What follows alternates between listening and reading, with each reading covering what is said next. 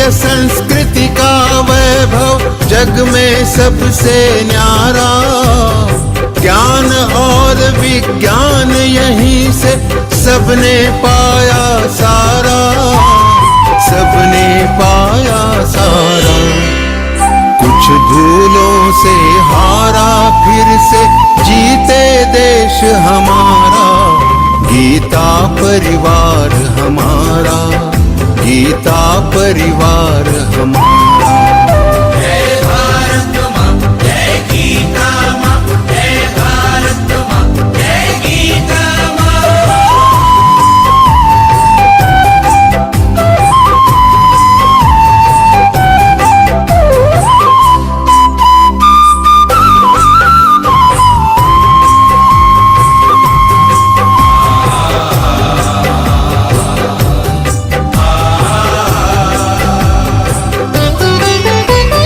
त्यागशील सेवा व्रतधारी युवा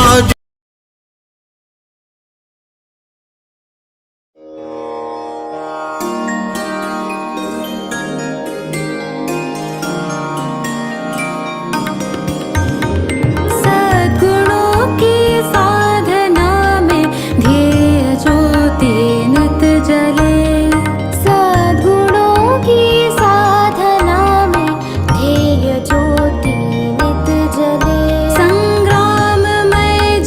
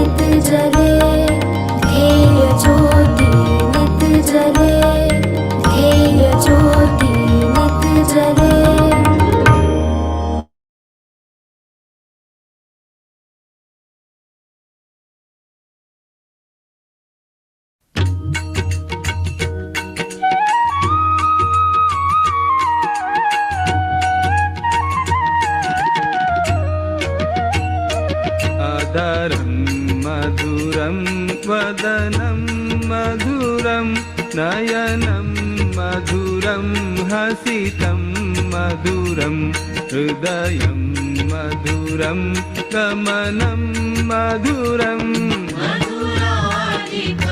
मधुराधिपतेरखिलं मधुरं मधुराधिपतेरखिलं मधुरम्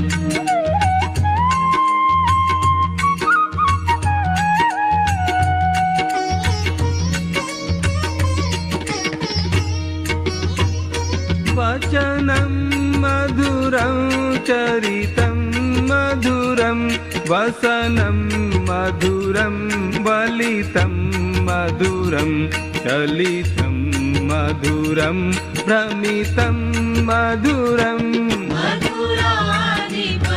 मधुराधिपतेरखिलं मधुरं मधुराधिपतेरखिलं मधुरम्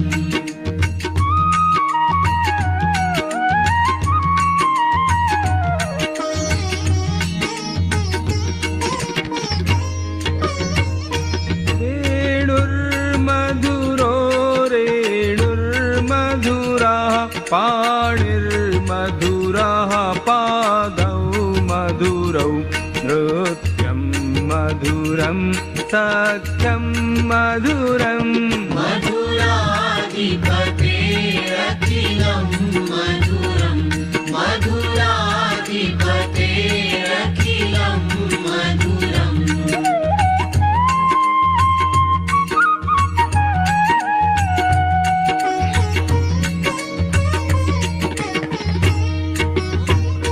गीतं मधुरं पीतं मधुरं भुक्तं मधुरं सुप्तं मधुरं रूपं मधुरं तिलकं मधुरम्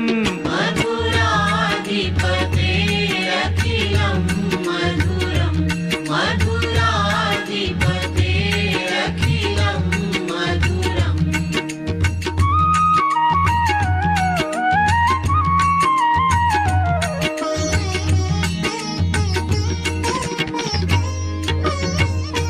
हरणं मधुरं तरणं मधुरं हरणं मधुरं स्मरणं मधुरं वमितं मधुरं शमितं मधुरम्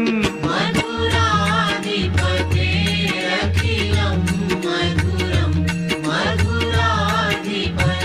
मधुराधिपतेरखिलं मधुरम्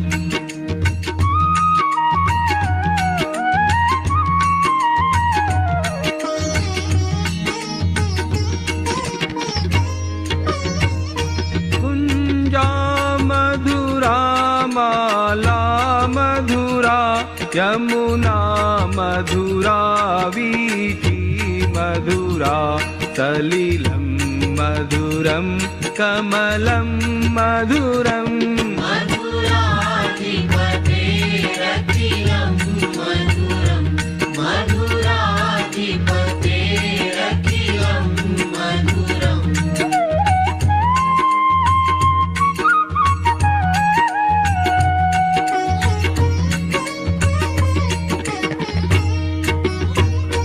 गोपी मधुरा लीला मधुरा युक्तं मधुरं मुक्तं मधुरं दृष्टं मधुरं शिष्टं मधुरम् मधुराधिपतेरखिलं मधुरं मधुराधिपतेरखिलं मधुरम्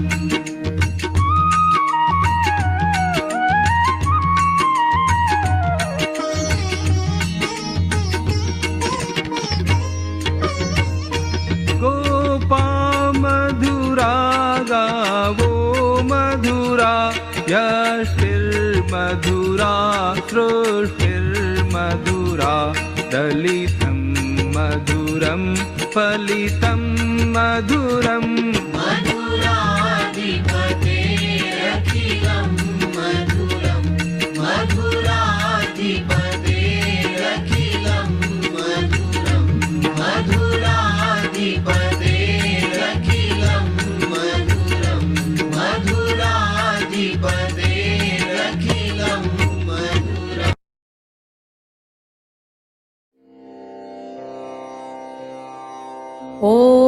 श्री परमात्मने नमः। ॐ श्री परमात्मने नमः। श्रीमद्भगवद्गीता श्रीमद्भगवद्गीता अथाष्टादशोऽध्यायः। अथाष्टादशोऽध्यायः।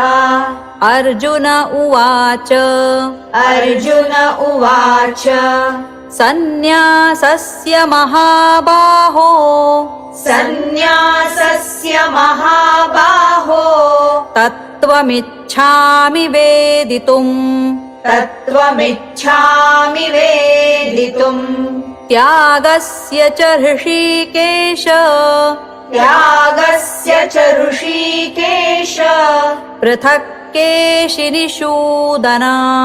पृथक् केशिनिषूदन। श्रीभगवानुवाच श्रीभगवानुवाच काम्यानां कर्मणान्यासम् काम्यानां कर्मणान्यासम् सन्न्यासं कवयो विदुः। सन्न्यासं कवयो विदुः। सर्वकर्मफलत्यागम् सर्वकर्मफलत्यागम् प्राहुस्त्यागं विचक्षणाः। प्राहुस्त्यागं विचक्षणाः।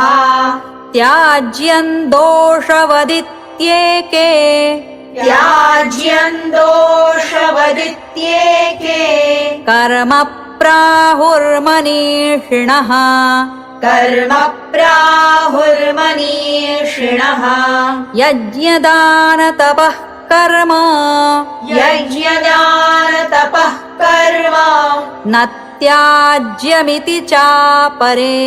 न त्याज्यमिति चापरे। निश्चयं शृणु मे तत्र निश्चयं शृणु मे तत्र त्यागे भरतसत्तम। त्यागे भरतसत्तम। त्यागो हि पुरुषव्याघ्र त्यागो हि पुरुषव्याघ्र त्रिविधः सम्प्रकीर्तितः। त्रिविधः सम्प्रकीर्तितः। यज्ञदानतपः कर्म यज्ञदानतपः कर्म न त्याज्यं कार्यमेव तत्। न त्याज्यं कार्यमेव तत्। यज्ञोदानन्तपश्चैव यज्ञोदानन्तपश्चैव पावनानि मनीषिणाम्। पावनानि मनीषिणाम्। एतान्यपि तु कर्माणि एतान्यपि तु कर्माणि सङ्गं त्यक्त्वा फलानि च सङ्गं त्यक्त्वा फलानि च कर्तव्यानीति मे पार्थ। कर्तव्यानीति मे पार्थ। निश्चितं मतमुत्तमम् निश्चितं मतमुत्तमम्। नियतस्य तु सन्न्यासः नियतस्य तु सन्न्यासः कर्मणो नोपपद्यते। कर्मणो नोपपद्यते। मोहात् तस्य परित्यागस् मोहात् तस्य परित्यागस् तामसः परिकीर्तितः। तामसः परिकीर्तितः। दुःखमित्येव यत्कर्म दुःखमित्येव यत्कर्म कायक्लेशभयात् त्यजेत्। कायक्लेशभयात् त्यजेत्। सकृत्वा राजसं त्यागन् सकृत्वा राजसं त्यागन् नैव त्यागफलं लभेत्। नैव त्यागफलं लभेत्। कार्यमित्येव यत् यत्कर्म कार्यमित्येव यत्कर्म नियतं क्रियतेऽर्जुन नियतं क्रियतेऽर्जुन सङ्गं त्यक्त्वा फलं चैव सङ्गं त्यक्त्वा फलं चैव सत्यागः सात्विको मतः सत्यागः सात्विको मतः न द्वेष्ट्य कुशलं कर्म न द्वेष्य कुशलं कर्म कुशलेनानुषज्यते कुशलेनानुषज्यते त्यागी सत्त्वसमाविष्टो त्यागी सत्त्वसमाविष्टो मेधावी छिन्न संशयः मेधावी छिन्न संशयः न हि देहभृता शक्यन् न हि देहभृता शक्यन् त्यक्तुं कर्माण्यशेषतः त्यक्तुं कर्माण्यशेषतः यस्तु कर्मफलत्यागी यस्तु कर्मफलत्यागी सत्यागीत्यभिधीयते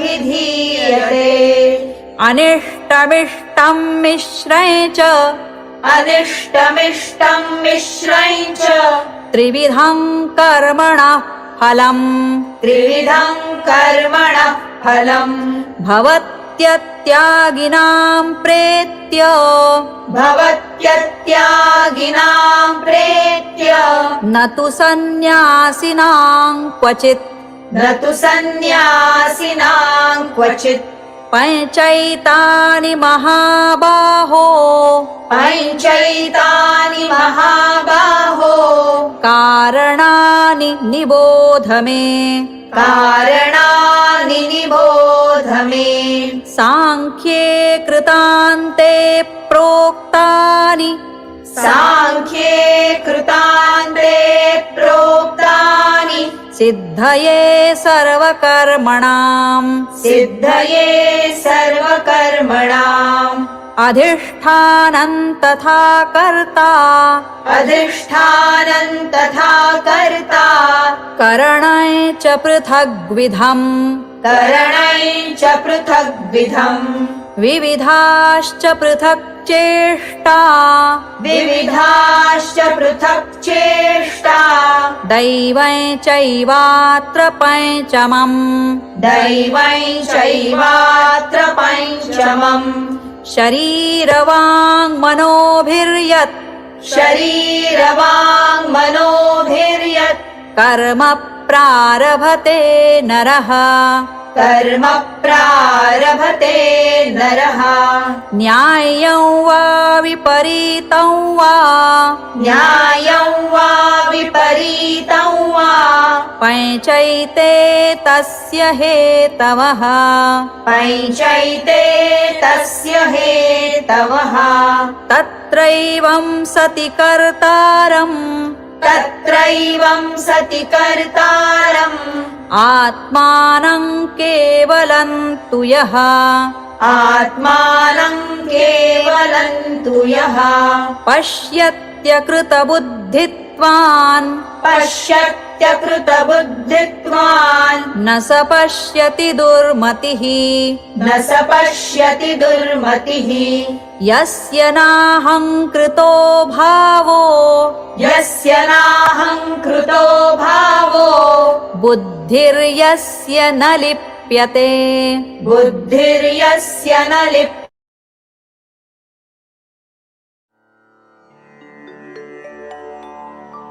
श्री गुरु चरण सरोज रज निज मनु मुकुरु सुधारि बरन रघुबर बिमल जसु जो दायकु फलचारि बुद्धिहीन तनु जानिके सुमिरौ पवन कुमार बल बुद्धि विद्या देहु मोहि हरहु कलेस विकार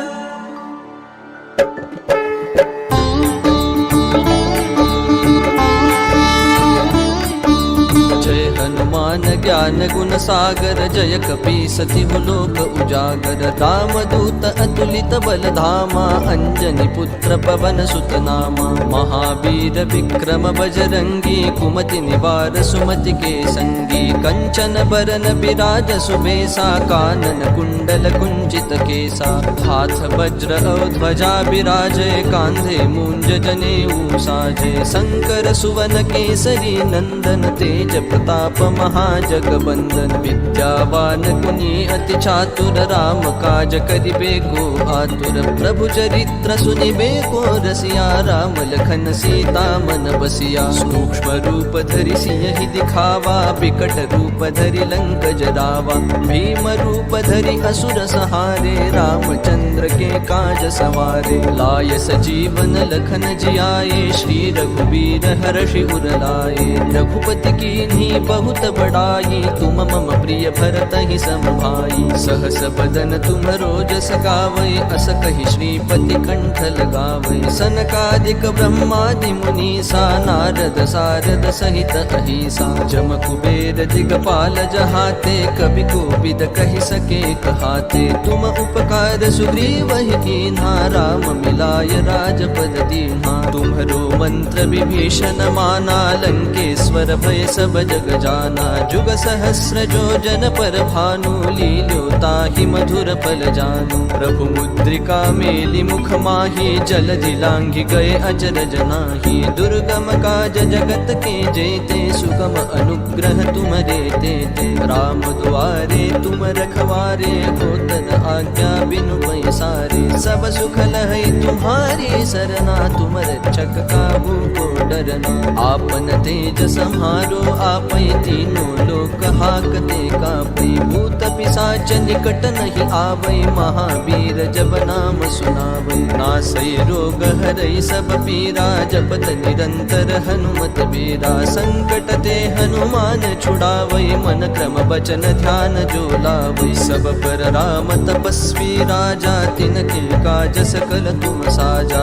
और मनोरथ जो कोई लावै, सोई अमित जीवन फल पावै। चारों जुग परताप तुम्हारा है, प्रसिद्ध जगत उजियारा। साधु संत के तुम रखवारे, असुर निकंदन राम दुलारे। अष्ट सिद्धि नौ निधि के दाता, असबर दीन जानकी माता। राम रसायन तुम्हारे पासा, सदा रहो रघुपति के दासा। तुम्हारे भजन राम को पावै, जन्म जन्म के दुख बिसरावै। अंत काल रघुबर पुर जाई, जहाँ जन्म हरि भक्त कहाई। और देवता चित्तन धरई, हनुमत से सर्व सुख करई। संकट कटई मिटई सब पीरा, जो सुमिरै हनुमत बलबीरा। जय जय जय हनुमान गोसाई, कृपा करहु गुरुदेव की नाई। जो सत बार पाठ कर कोई, छूट ही बंदी महासुख होई। जो यह पढ़े हनुमान चालीसा,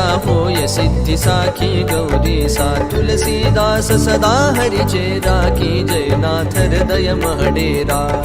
पवन तनय संकट हरन, मंगल मूर्ति रूप। राम लखन सीता सहित, हृदय बसहु सुरभूप। सियावर रामचंद्र की जय, पवन सुत हनुमान की।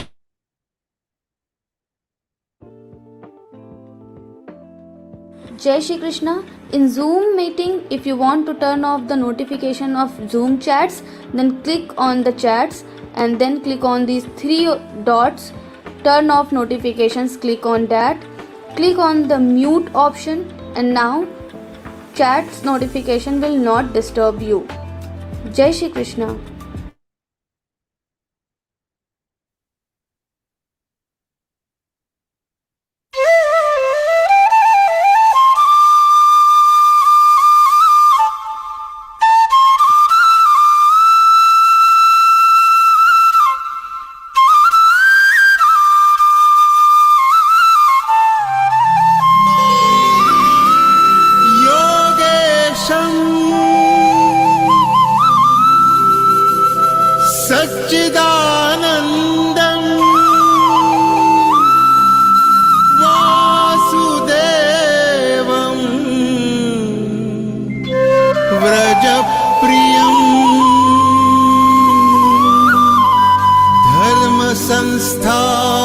तारकं वीरम्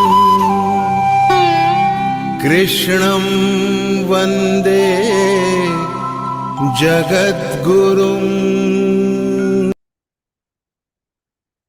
जय श्री कृष्ण। ॐ कृष्णाय वासुदेवाय हरये परमात्मने प्रणतः क्लेशनाशाय गोविन्दाय नमो नमः। नमो नमः। With heart filled with devotion and gratitude, I bow down at the lotus feet of Mahayogeshwar, Bhagwan Shri Krishna, and I acknowledge deeply the subtle presence of Param Pujya Swami Govind Giri Dev Maharaj Ji.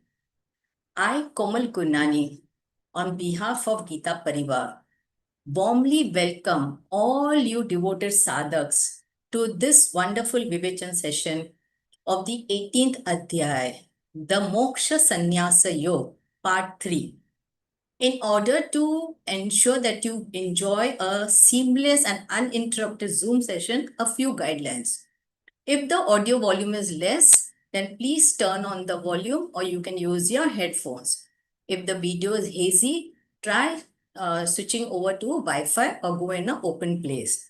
And if in case you get regularly disconnected from Zoom, then you can definitely enjoy the session via the YouTube link.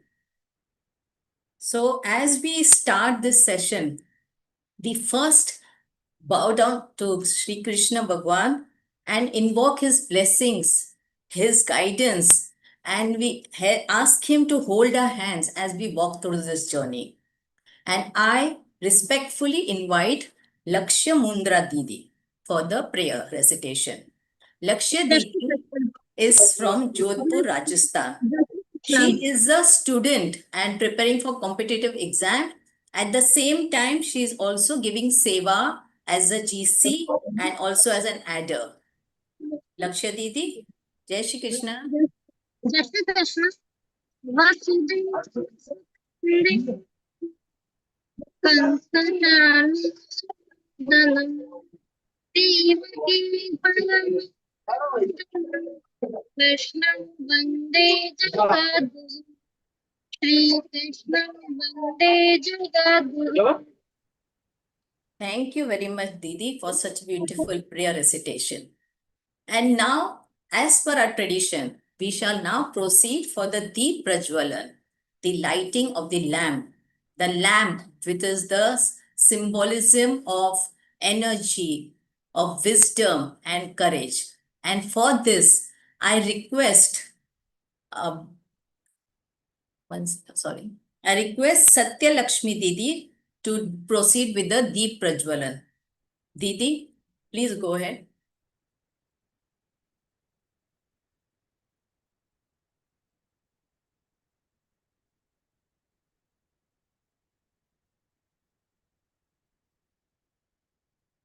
Satya Lakshmi Didi.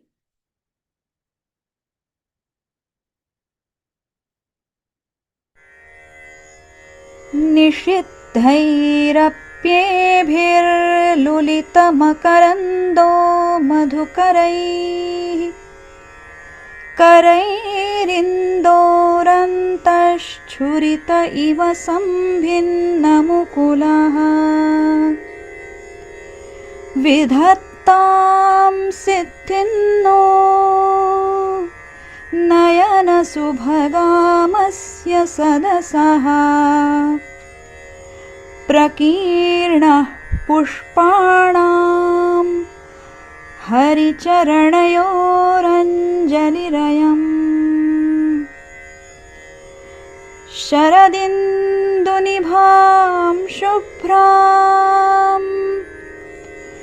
शुभ्रवस्त्रैरलङ्कृताम् कलहंसकृतावासां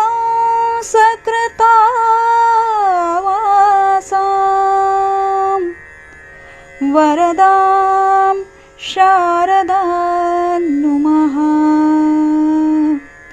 वरदां Sharada नुमः। Thank you, Didi, for such a beautiful deep prajalan.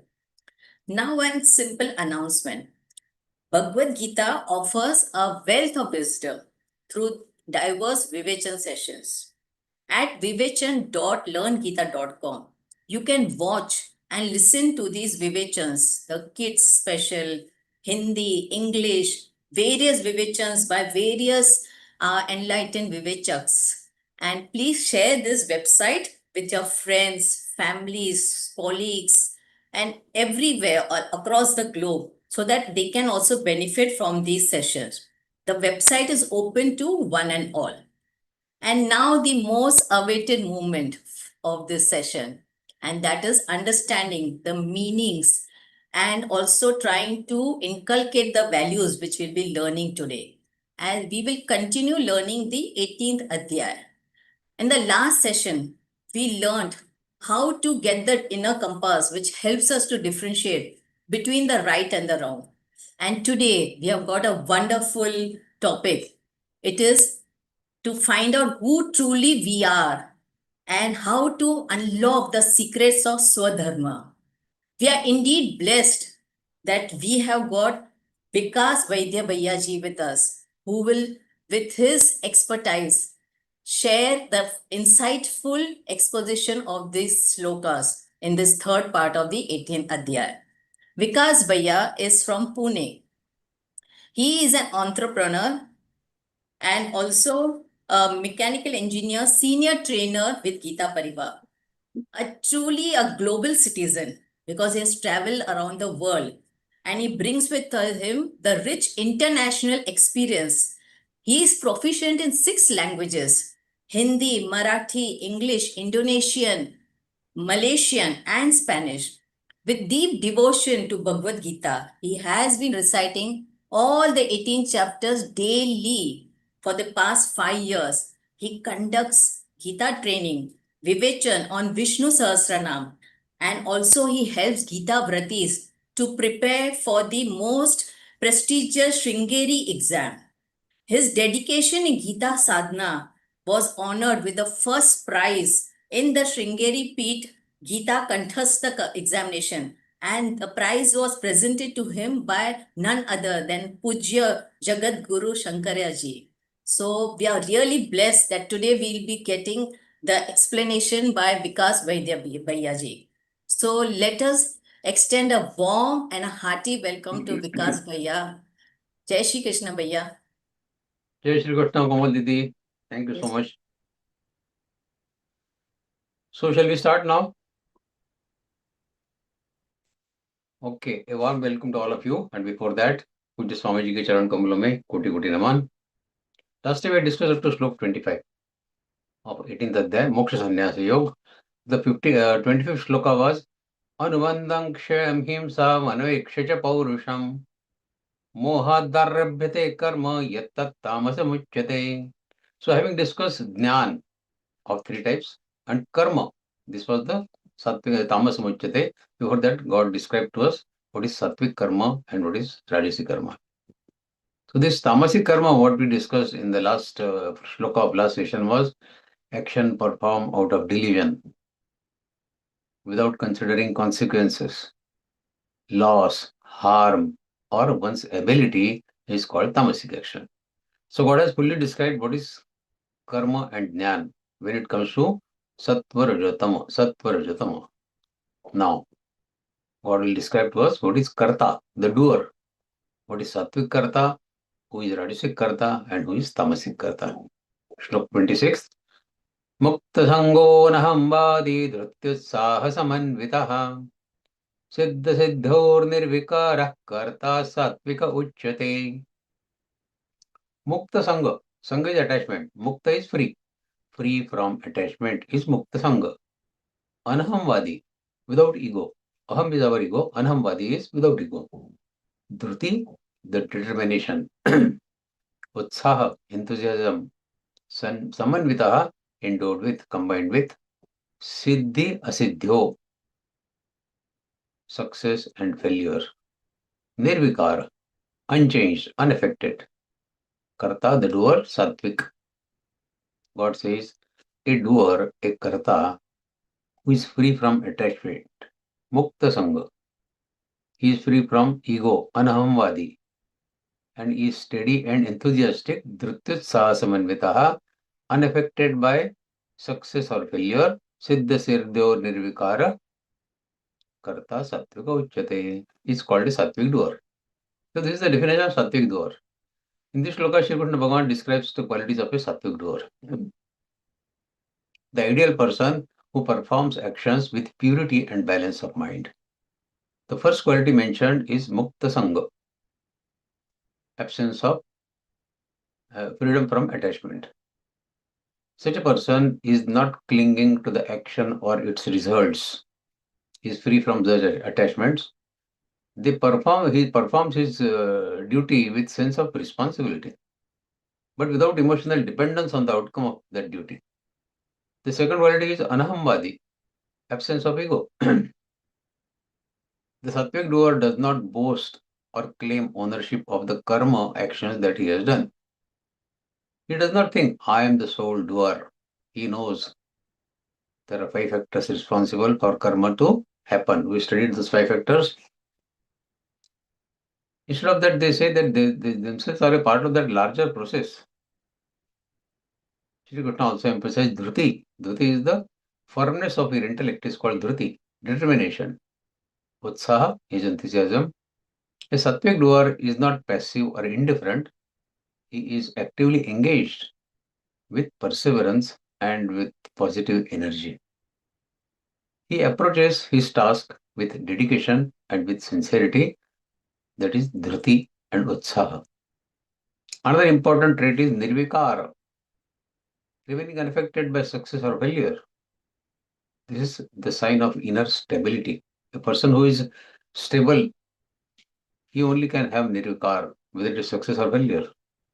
Whether the outcome is favorable or not, the Sattvic doer maintains mental balance. This does not mean he lacks ambition or efforts. Rather, his focus is on doing his best, not on controlling the results of karma that he is performing. This attitude brings peace of mind and resilience. In practical life, a Sattvic doer can be seen in individuals who work selflessly and consistently. For example, a teacher who teaches with dedication regardless of recognition, or a leader who performs for welfare of others without seeking personal gain is a Sattvic Karta. Such a person inspires trust and respect. His actions are guided by values, not by selfish motives. He contributes positively to society while maintaining inner harmony. The combination of determination and detachment is important here. Determination is Drutta Sasamannitaha and attachment is Mukta Sangha. Detachment is Mukta Sangha. It ensures that a person remains effective in action while being free from stress and anxiety. Shri Krishna's description of Sattvic doer, it provides a model for personal development for us. By cultivating these qualities, one can transform his approach to work and life, both places. In today's times, modern times, where the stress and competition are very common, adopting the qualities of a Sattvic doer can lead to a greater well-being. It allows one to perform efficiently while staying calm and balanced. So this shloka teaches us that ideal doer is one who acts with detachment. Mukta Sangha is the greatest attribute. Humility, namrata, determination, dhruti, and equanimity. Siddha Siddhyor Nirvikara is equanimity. Such a person moves closer to moksha, to liberation. A project manager, he led a difficult assignment in an IT company. Whenever success came, he praised the team. Whenever problems arose, he accepted the responsibility himself. His team trusted him completely. So humility and steadiness, they define a Sattvic leader.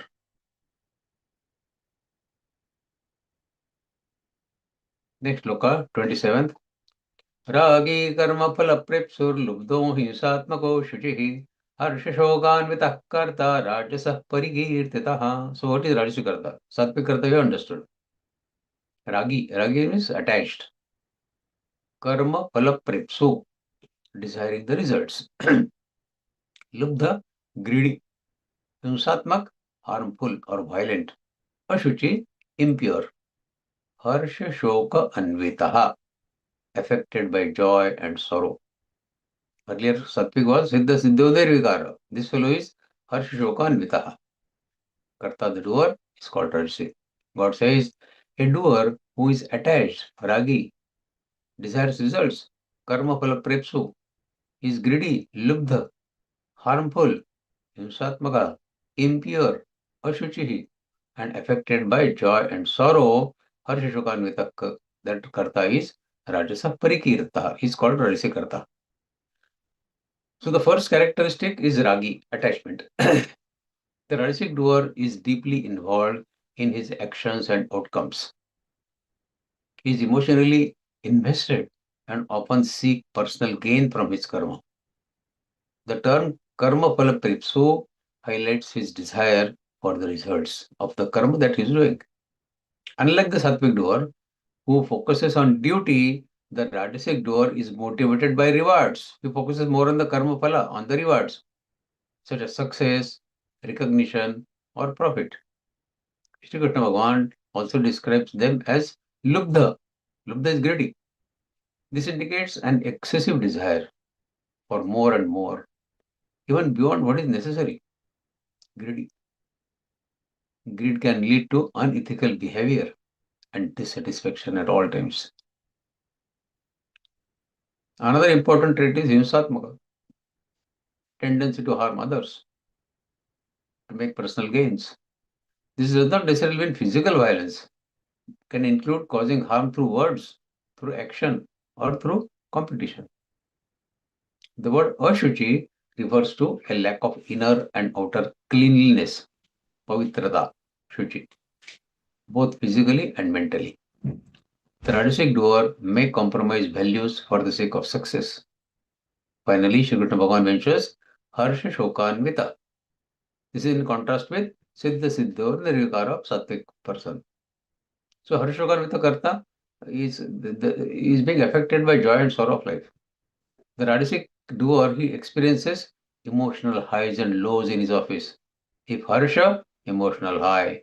If Shoka, emotionally low, depending upon success and failure. This lack of stability leads to stress and restlessness. In practical life, such a person may work hard, achieve success, but his happiness is dependent on the external factors. While Sattvic was not like that. His happiness depended on internal factors. So Sattvic Rajasa, he may feel elated when things go well and depressed when they do not go well. Rajasic doership is common in competitive environment today, where people are driven by ambition and by comparison. उसके पास दो गाड़ी है, मेरे पास एक ही गाड़ी है. Comparison. While it can lead to achievement, it often comes at the cost of inner peace. That is a very high price you are paying. Shri Krishna's teaching encourages us to recognize these tendencies and gradually move towards Sattvic Karta. You are Rajasic Karta, you have achieved much in life, now shift to Sattvic Karta. By reducing attachment, by reducing greed, and by reducing emotional dependence on karma phala, one can achieve a more balanced state of mind. So the theme of this shloka is attached to success, greedy, and emotionally unstable. Harshokanvita. A salesperson is celebrated widely after every large order, but became depressed whenever he lost a customer. His happiness depended entirely on the monthly sales figures. His emotions rose and fell with external results. So the lesson is attachment to success, it creates emotional instability. Now what is tamas karta? Ayukta prakrudastabdha shatho naishkritiko lasaha vishadi dirgha sutri cha karta tamasa uchyate. Ayukta. Ayukta means undisciplined, unsteady. Prakruta, uncultured, crude. Stabdha, stubborn, rigid. Shatha, deceitful. Naishkritika, malicious or harmful. Alasa, we know, alasa is lazy. Vishadi, gloomy, depressed. Vishadi. Dirghasutri, procrastinating. If some job can be done in 2 hours, he will prolong and prolong and prolong to 2 days, 2 weeks. Even then, the work may not be completed. So to stretch the karma is called procrastinating, dirghasutri. Karta, the doer, tamasi. God says, a doer who is undisciplined, vulgar, stubborn, deceitful, lazy, despondent, and procrastinating is called a tamasic doer. So the first word is ayukta, means undisciplined or lacking self-control. Such a person, he does not have focus or consistency in his actions. He is easily distracted and unable to commit to the task properly. The term prakruta refers to someone who is uncultured or driven by base instinct rather than the refined understanding. This indicates a lack of moral and intellectual development of that person. Shri Krishna also uses the word stabdha. Stabdha means stubborn, meaning rigid and unwilling to change.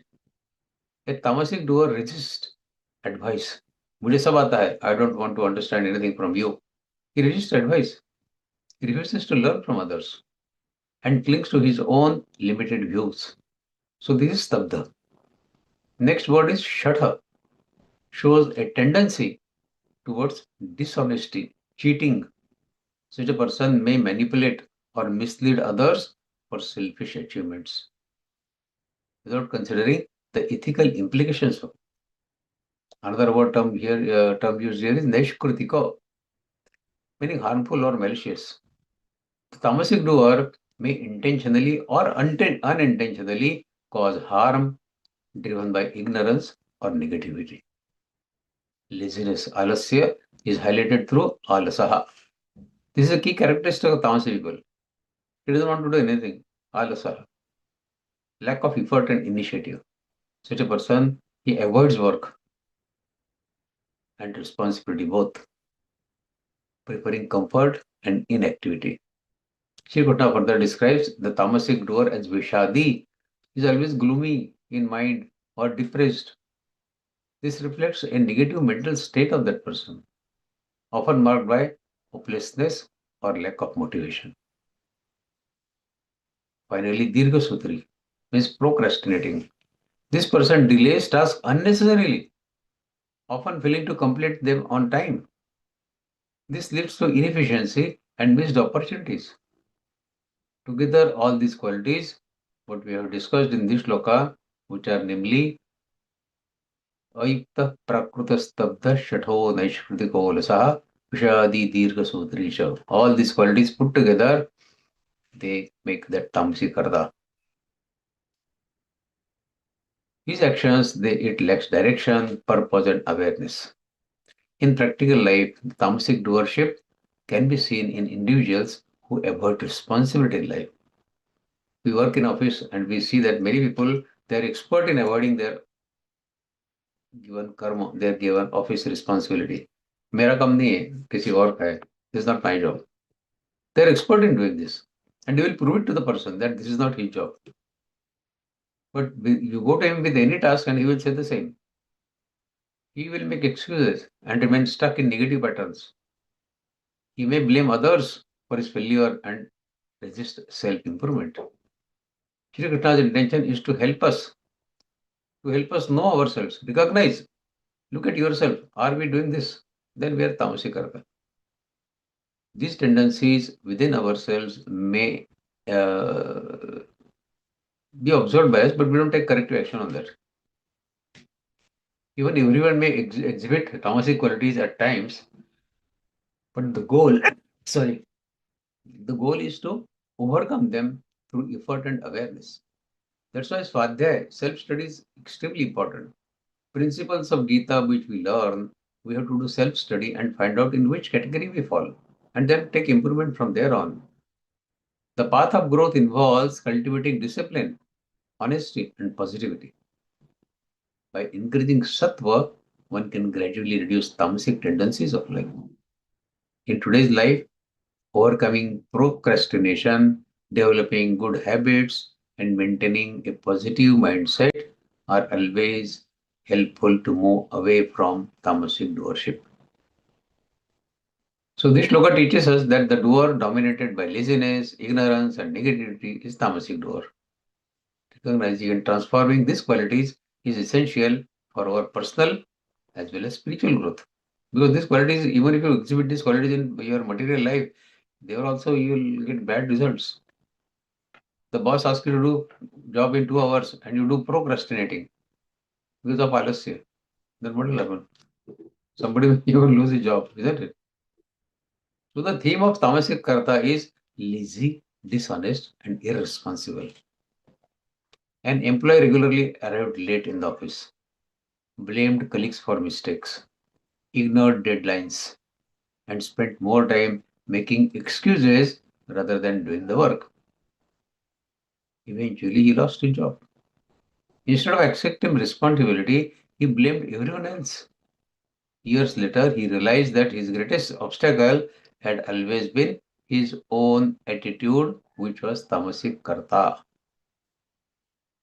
So the laziness, blame, and irresponsibility, they prevent our growth, whether it is material life or spiritual life. So these shlokas, what we have learned so far, what we have learned from shlokas, say 15 to 28, what we have learned so far, about three gunas, Sattvarajatam, Asattvarajatam, Asattvarajatam. They influence our knowledge, jnana, our karma, actions, and the person who is doing it, karta. They teach us that recognize yourself that every action has multiple causes. Give up the ego of I alone am the doer. Perform duties with humility, namrata, and dedication, samarpan. See the divine equally present in all beings. Avoid actions driven solely by desire, pride, or carelessness.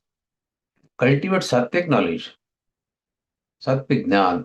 Cultivate sattvic karma, sattvic action, and the qualities of a sattvic karta, leading to inner peace and freedom from bondage.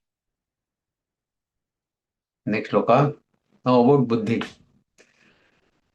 बुद्धिर्वेदन्त तस्यैव गुणतस्थितं शृणु प्रोच्यमानमशेषेण पृथक्त्वेन Dhananjay. God says buddhi of intellect, vedam, distinction, dhriti is the determination, cha eva, and also gunataha according to three gunas. Buddhi can be of three gunas, sattva-rajatamo.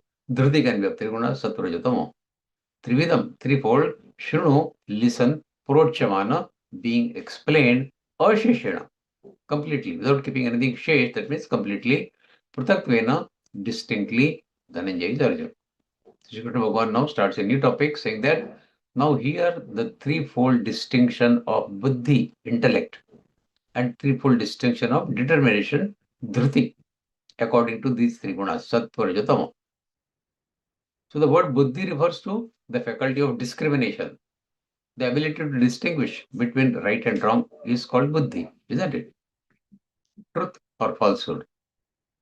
It is the guiding force behind decisions and the actions that we do take in our daily life. The term dhruti means determination or the willpower. This dhruti helps you when you are taking you are participating in some debate.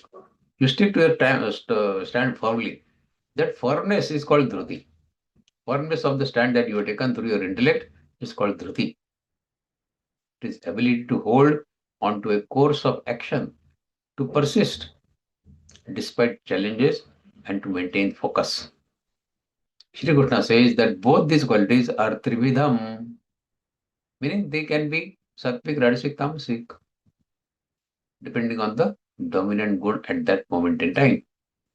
The instruction shruno means listen carefully, indicates that this teaching is important and requires your attention, Arjuna, and all of us, of course. Shri Krishna is about to provide a detailed analysis, asheshena, of these distinctions. addressing Arjuna as Dhananjay, Shri Krishna emphasizes the personal nature of this teaching. It is meant just not for theoretical understanding, but for practical application. This shloka highlights an important principle.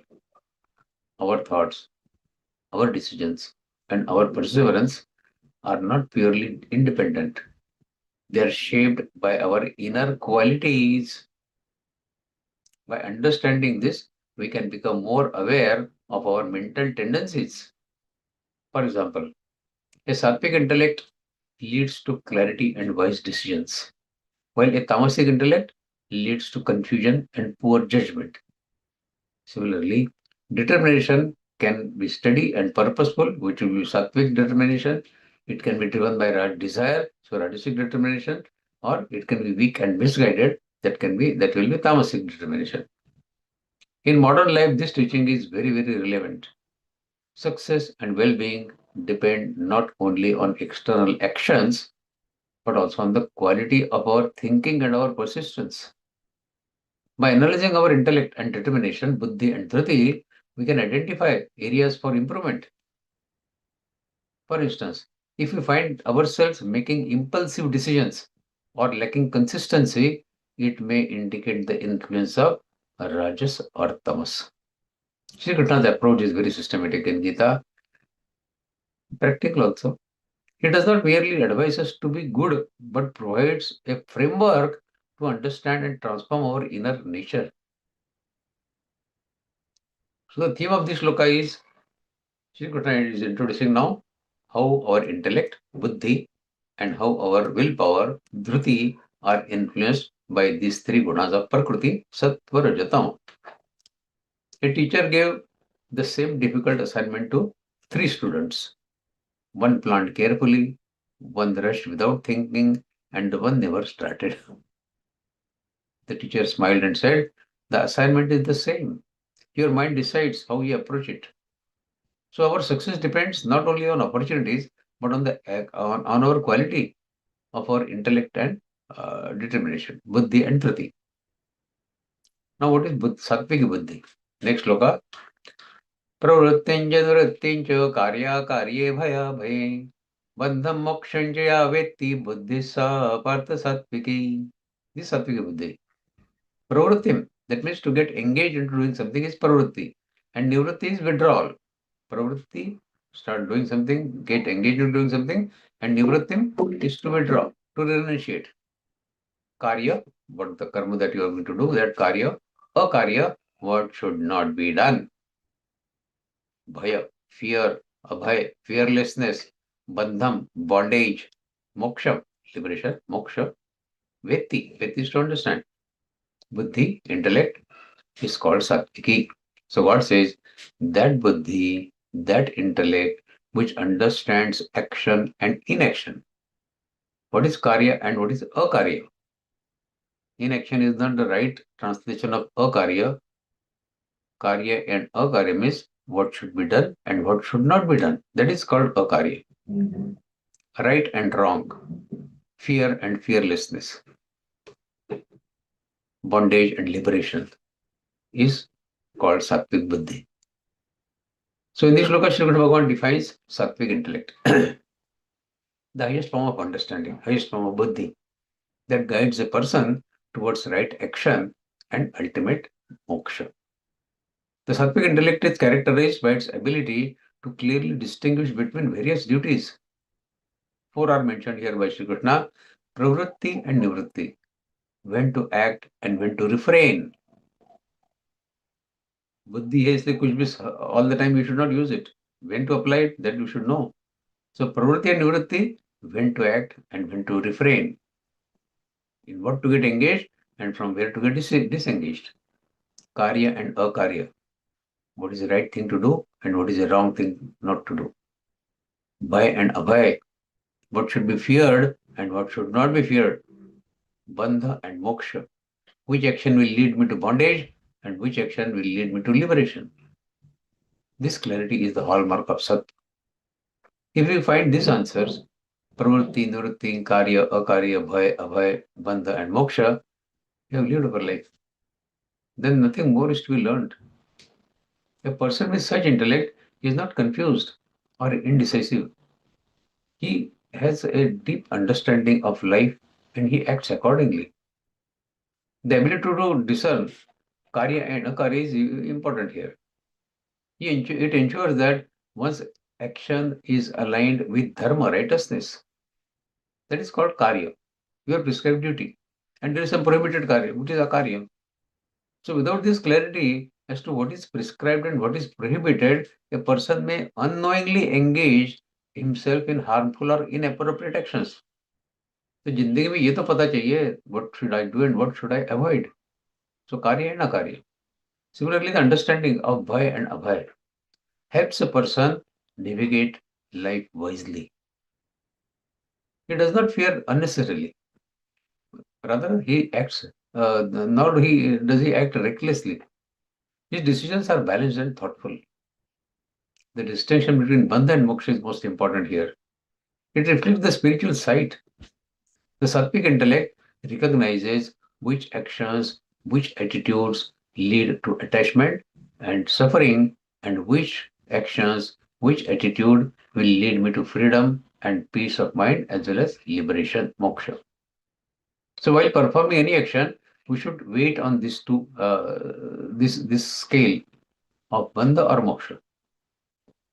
I'm attending Geeta Pravachan. Is it putting a bondage or moksha? Okay, moksha. Very good. I will continue it. I'm enjoying parties with my friends. Is it going to lead for moksha? Maybe not. So reduce it. Don't drop it totally, but reduce it. So this shloka emphasizes that true intelligence is not merely intellectual ability, but moral and spiritual clarity. It is the capacity to see things as they are and make wise choices in life. In practical life, a person with sattvic buddhi, he remains calm and composed even in challenging situations. He does not act impulsively, but considers the consequences and ethical implications of his actions. For example, when faced with a difficult decision, such a person reflects on what is right rather than what is convenient. We people generally try to find out what is convenient for me to do.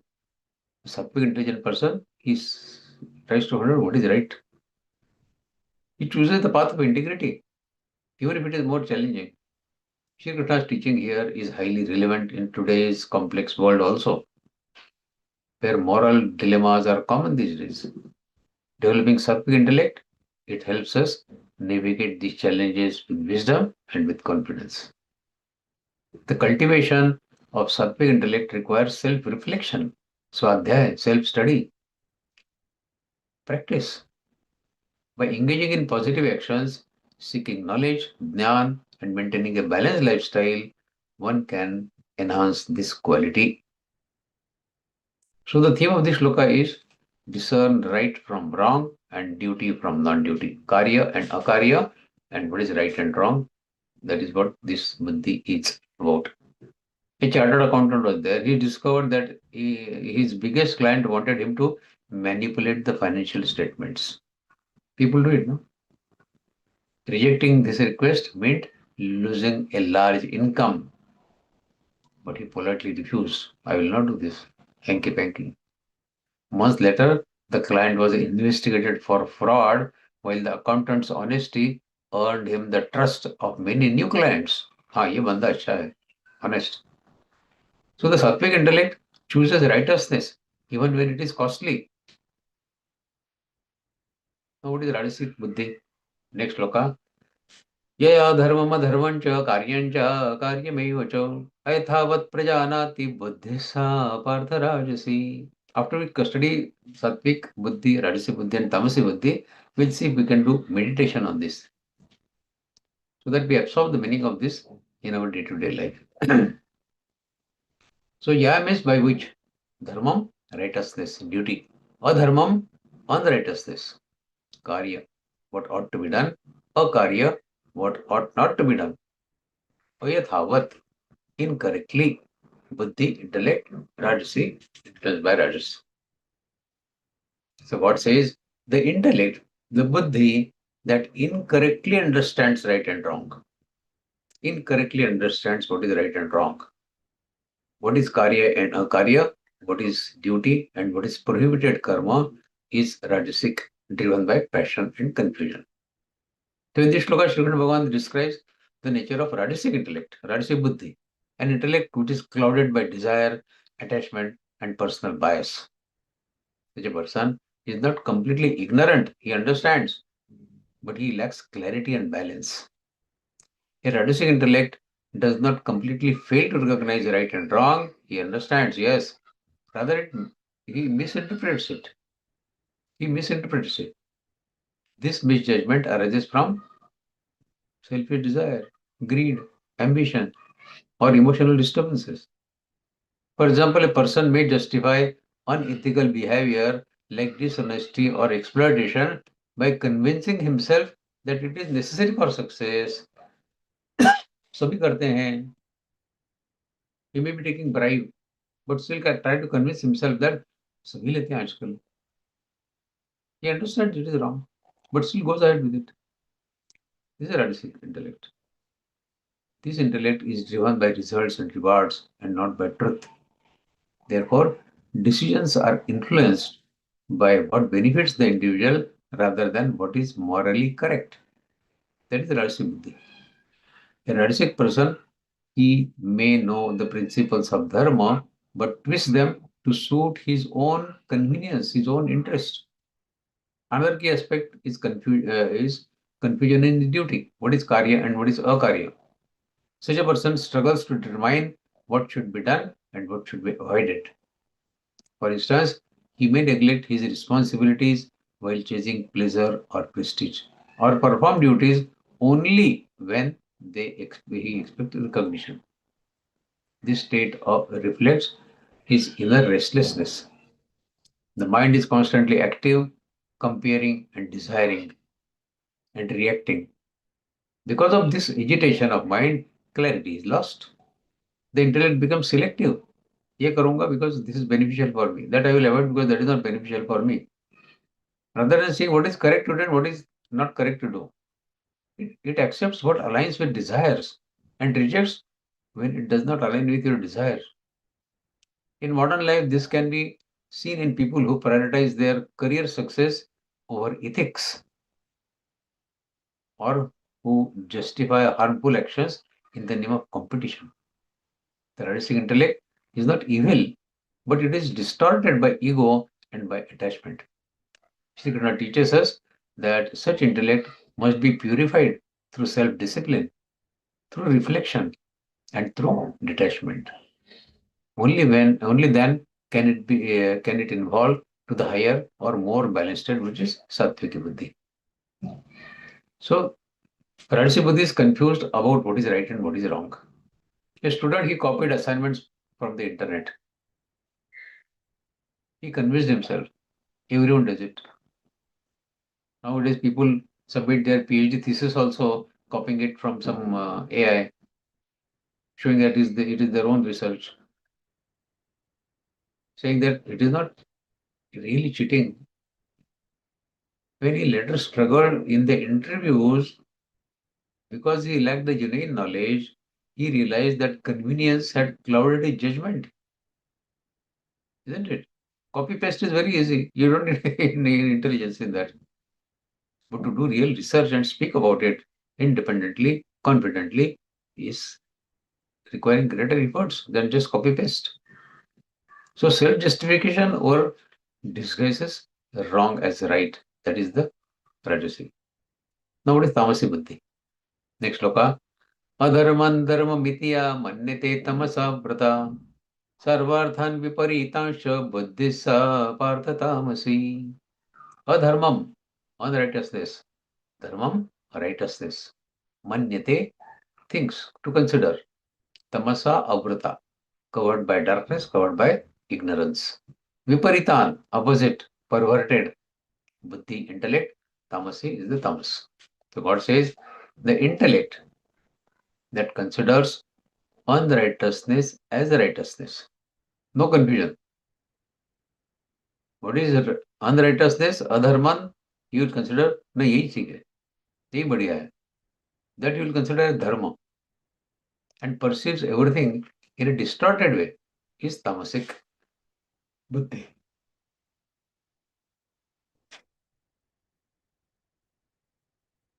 So this shloka, God says, the tamasic person sees wrong as right and right as wrong. This inversion of values arises from deep ignorance, laziness, and lack of awareness. Unlike the Rajasic intellect, which is clouded by desire, the Tamasic intellect is covered by darkness, tamas.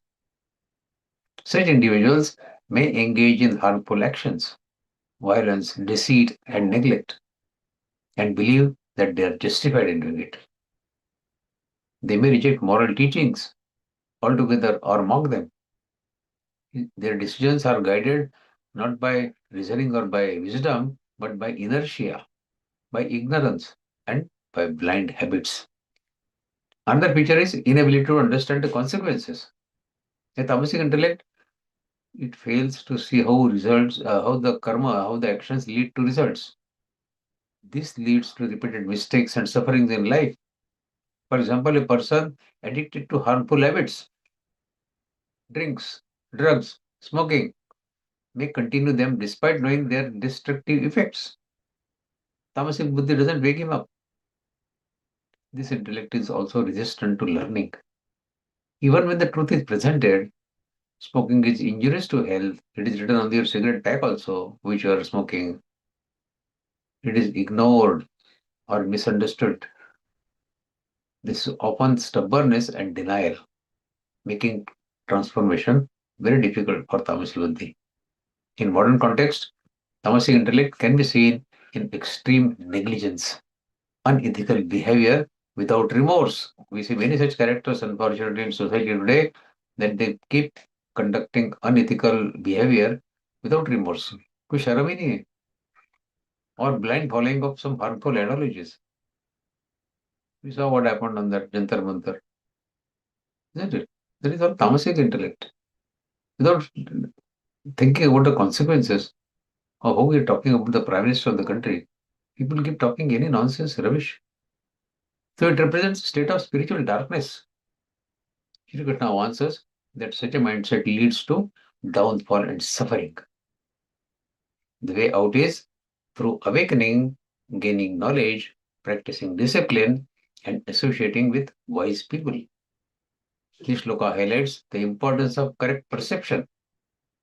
Without it, even intelligence becomes dangerous. That is the problem with youth today. They are intelligent, but it is dangerous intelligence. Therefore, cultivating awareness and clarity is essential for the spiritual growth. A gang leader proudly told his young boys, fear earns respect. We see people create terror in their mohalla, their locality, to create respect. People don't take panga with them because, oh my God, he's a violent character. Years later, he found himself isolated, with no true friends or family. He had mistaken fear for respect and power for success. They have a limited life. So tamasic thinking completely reverses the moral values. Now, as I said, since we have discussed about Rajasic, Tamasic, and Sattvic Buddhi, let us do some kind of meditation on these three shlokas 30, 31, and 32. Awakening the light of right understanding. That is our topic. It may take 25 to 30 minutes, though we will not spend that much time. But I'm just saying that when we sit for meditation, it can take so much time. We'll finish it quickly. What we have learned in 30, 31, and 32, Sattvic Buddhi clearly distinguishes what is right and what is wrong, duty from non-duty, karya and akarya, and the path leading to freedom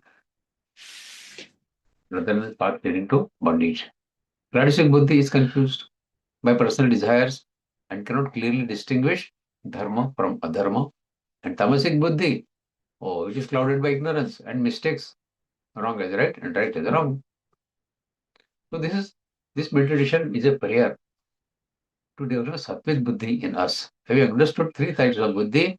We have to pray to the God through meditation that please give me Sattvic Buddhi, the wisdom to make right decisions in life, especially when life presents difficult choices. So let us prepare for meditation. It may take 3 minutes, will not take 3 minutes, but normally it should take. Sit comfortably with your back, neck, and head straight. We learned all this in 6th Adhyaya also. Relax your shoulders. Close your eyes gently. Take 5 slow, deep breaths. With every inhalation, silently repeat, I receive divine wisdom. Like you are inhaling, you should say, I receive divine wisdom. With every exhalation, repeat, I release confusion and fear. Feel your body becoming relaxed. Feel your mind becoming quiet. Become aware of Lord Krishna standing beside you as your eternal guide. Yogeshwar is standing in front of you and you are doing this meditation in front of him. Then start with the opening prayer. Pray silently. O Lord Krishna, you are the light of wisdom. Remove the darkness of ignorance from my heart. Bless me with clear understanding. Help me choose dharma over convenience, truth over falsehood, courage over fear, and love over selfishness. May every decision bring me closer to you. Get this thought absorbed very well in your mind.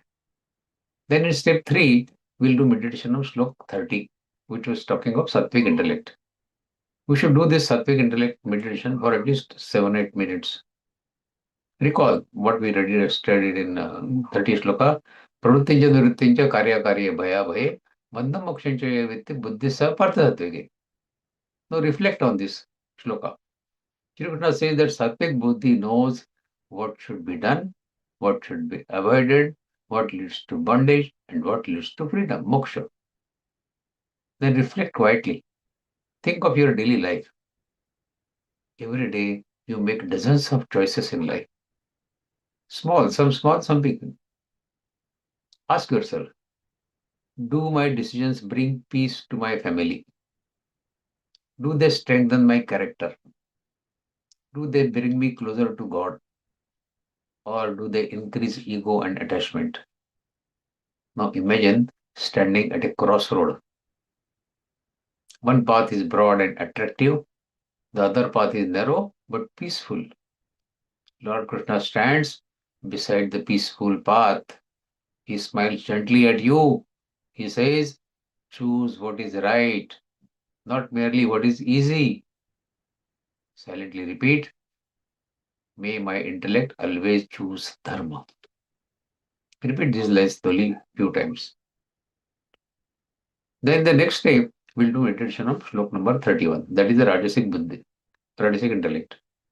What are the slok? Ya dharma dharmancha karyancha karyamevacha ayathavat prajanati buddhissa partha rajasi. So Rajasic Buddhi becomes clouded by selfish desires. It asks, मुझे क्या मिलेगा? What will it benefit to me? Rather than what is right. Observe your own life gently, without self-criticism. Just observe. You wanted appreciation. You wanted to win every argument. You wanted recognition. You chose comfort over responsibility. Notice how desire can influence judgment. Now imagine dust covering a beautiful mirror. The mirror cannot reflect you clearly. Lord Krishna gently wipes the mirror for you, takes away the dust. The mirror shines again. Your intellect becomes clear. Repeat silently, may my decisions be guided by wisdom, not by selfish desires.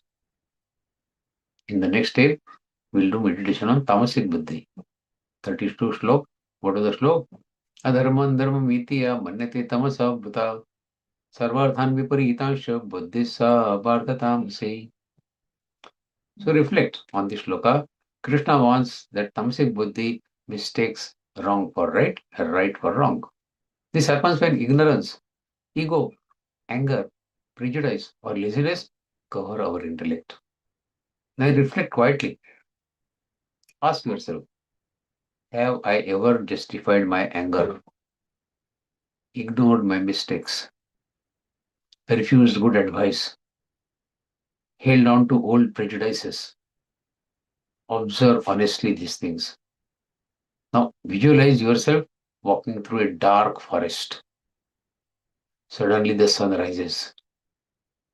Everything becomes clearly visible. The path becomes clear.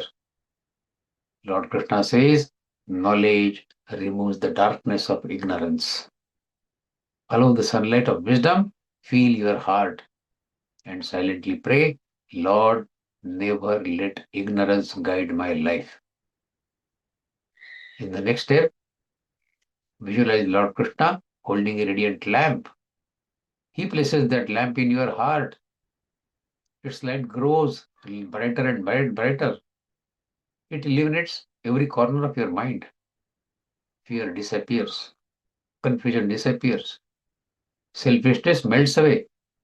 Your intellect becomes calm, balanced, pure. Now imagine this light guiding every decision you make in life. Your family feels safe in your presence. People trust your words. Your actions reflect compassion and integrity. Stay with this beautiful image for a few minutes. Then daily resolutions. Silently make these resolutions. Before every important decision, I will pause and pray. I will ask, is this right? Instead of, is this easy? I will never knowingly compromise dharma. I will remain open to learning. I will seek God's guidance for acting, and I will use my knowledge to serve others. Then, while conducting closing prayers, pray silently. O Lord Krishna, bless me with sattvic buddhi. Let me distinguish truth from falsehood, duty from selfishness, courage from fear, and wisdom from ignorance. Protect me from decisions made in anger, greed, pride, or attachment. May every thought, every word, and every action be guided by your light. Let my life become an example of dharma, compassion, and integrity. Om Shanti, Shanti, Shanti. Take 3 deep breaths, rub your palms together, place it on your eyes, and slowly open your eyes. So, this is the daily contemplation that we should do. Repeat these affirmations throughout the day. My intellect is guided by dharma. I choose what is right or what is convenient. I pause before making important decisions. God's wisdom is greater than my ego. Every decision is an opportunity to grow spiritually, and may my life reflect the light of sattvic buddhi. So every day, life places choices before me. My happiness depends not merely on what I choose, but on the wisdom with which I choose. When my intellect is guided by selfish desire, confusion follows. When it is clouded by ignorance, I mistake wrong for right. But when Lord Shri Krishna's wisdom illuminates my heart, I naturally choose dharma. May my intellect remain pure, my decisions righteous, and my life dedicated to truth, compassion, and the welfare of all. So Gita is to be learned this way. You have to do dhyan, meditation on these slokas of Bhagavad Gita to get their message totally imbibed in your daily behavior. It should reflect in your behavior. And the best way to get it reflected in behavior is to do it through meditation.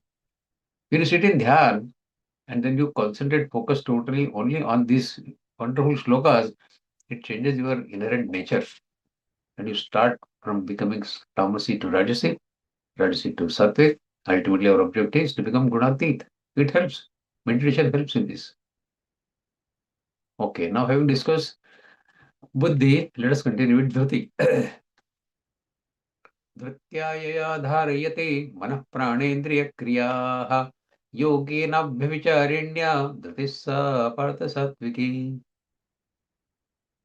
Dhritya, by determination, dharayate, sustains, controls. Mana is mind, prana is our life energy, indriya, our senses, yogena, through discipline, through yoga, avyavicharin, unwavering, dhruti, determination, sattviti. So God says, the dhruti, the determination that steadily controls the mind, life force, that means prana, vayu, and senses, indriya, through yoga, is sattvic dhruti, pure and balanced. So sattvic determination is characterized by steadiness and consistency. It enables a person to control his mind, man, his senses, indriya, and his actions, his karma. If you can control all these three, what more do you want? Isn't it? If you can control our mind, if you can control our indriya, and if you can control our karma, job is done. No? And this we should be able to do even in challenging situations. When the going is good, everybody can probably do it. But when situations become challenging, we should be following this advice from Krishna. Unlike Rajasic determination, which is driven by desire, or Tamasic determination, which is weak or misguided, Sattvic determination is rooted in clarity and discipline. This determination is sustained through yoga, meaning a balanced and disciplined way of life. It includes practices like meditation, which we did, self-control, and focus on higher goals of life. Such a person, he remains committed to his path without being distracted by temporary pleasures or difficulties in life. One important aspect is control over mind, mana. The mind often wanders here and there, gets attracted to various desires. Sattvic determination helps in bringing it back to focus repeatedly. Shane, you remember the sixth? Wherever one goes, pull it back. This is your sattvic determination that allows you to do it. Similarly, control over prana, life energy. It ensures vitality and balance, while control over indriya, senses, prevents indulgences and excesses. The term avabhicharanya, unwavering, is crucial. It indicates that this determination does not fluctuate. Aaj kiya, kal nahi kiya, not like that. Whether in success or in failure, in pleasure or pain, the person remains steady. That is avabhicharanya. The inner strength is what leads to true progress. In practical life, this can be seen in individuals who consistently follow ethical principles, maintain discipline in their studies or work, and pursue long-term goals without giving up. For example, a student who studies regularly despite distractions, he demonstrates sattvic determination. Spiritually, this quality is essential for realizing higher truth. Without steady efforts, the mind cannot become calm. And without calmness, wisdom cannot arise. Shri Krishna emphasizes that cultivating sattvic determination, it leads to inner peace, clarity, and ultimate moksha, liberation. So the firm discipline over mind, senses, and life force is necessary. A woman, she decided to improve her health. Instead of choosing quick diets, she walked every morning, ate balanced meals, and practiced meditation daily. After 3 years, she had transformed not only her body, but also her mind. So, steady discipline creates lasting transformation in us. Okay. Now, what is Pararshi Dhruti? Next loka. Ya dharma kamarthan dhritya dhare terjuna prasangena phalakankshi dhritissa partharajasi. Yeah, by which dhritya, determination, dharma, righteousness, duty, kama, desire, kamana, pleasure, artha, wealth, material gains, prasangena, with attachment, phalakankshi, desiring results, is called rajasi. God says, the determination by which a person pursues duty, pleasures, and wealth with attachment to the result is rajasi dhruti. So a person with rajasic determination shows strong effort and persistence, yes. But the motivation behind their action is desire. He performs duties, dharma, pursue pleasures, kama, and seeks wealth, artha, but all with an expectation of reward. His discipline is conditional. It lasts as long as he sees the benefits for him. For example, a person may work hard in his profession, but his primary aim is recognition, status, and financial success. If these rewards are delayed or denied, his determination weakens. Then that is not sattvic determination, rajasic determination. This shows that his effort is not rooted in inner conviction, but in external incentives. The word prasanga, attachment, it indicates emotional involvement and dependency on outcome. Such a person becomes anxious about success and fearful about the failure. His happiness depends on the results, making his mental state unstable. Radical determination can also lead to overexertion and stress. Since the person is constantly striving for achievement, he may neglect balance in life. His focus is outward, not inward. Even when he succeeds, satisfaction is temporary because the new desire has cropped up. However, it is important to note that rajasic determination, rajasic dhruti, is not entirely negative. It is required at times in life. It represents activity and effort, which is definitely good, which are necessary for progress. But without proper guidance, it leads to restlessness and dissatisfaction, which needs to be avoided. So Krishna teaches us that one must transform this determination by reducing attachment and attachment to results and focusing on selfless action. Then his dhruti can become sattvic dhruti. When efforts becomes free from selfish desire, it evolves into sattvic dhruti, sattvic determination. So this shloka highlights the importance of purifying motivation. True strength lies not just in efforts, but in the intention behind it. A businessman worked 16 hours a day. His only goal was becoming richer than his competitors. He achieved wealth, but lost his health and family relationships. His determination was wrong, but it was driven by attachment. So determination without inner balance can become self-destructive at times. IT people, they work so much that they forget about their family. This is a rajasic dhruti. What is tamasic dhruti? Next shloka. Ya swapnam bhayam shokam vishadam vadami vacho. Name minchiti durmeda tatissa bharta tamasi. Swapnam is sleep. Bhayam, fear. Shokam, sorrow. Vishadam, depression, despair. Madam, arrogance, delusion. Navimunchati, does not give up. Durmedha, unintelligent or deluded. It is called tamasi. God says the determination by which a person clings to sleep, fear, sorrow, depression, and arrogance, all bad things, is tamasi. So Srikrishna points out that such a person, he clings to sleep, fear, sorrow, depression, and arrogance. These qualities represent inertia, ignorance, and emotional weakness. Unlike rajasic determination, which is active but misguided, tamasic determination is passive and regressive. The person lacks the will to change or improve. Even when he recognizes his problems, he doesn't want to take any action. The word navimunchati, does not give up, is crucial. छोड़ता नहीं है वो गलत काम भी. It shows that a person is attached to his negative habits and negative emotions. Some people enjoy being in depression for a long time.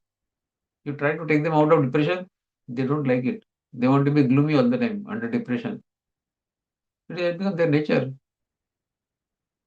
Someone may remain in a state of fear or sadness even when solutions are available because they have started living their sadness or that fear.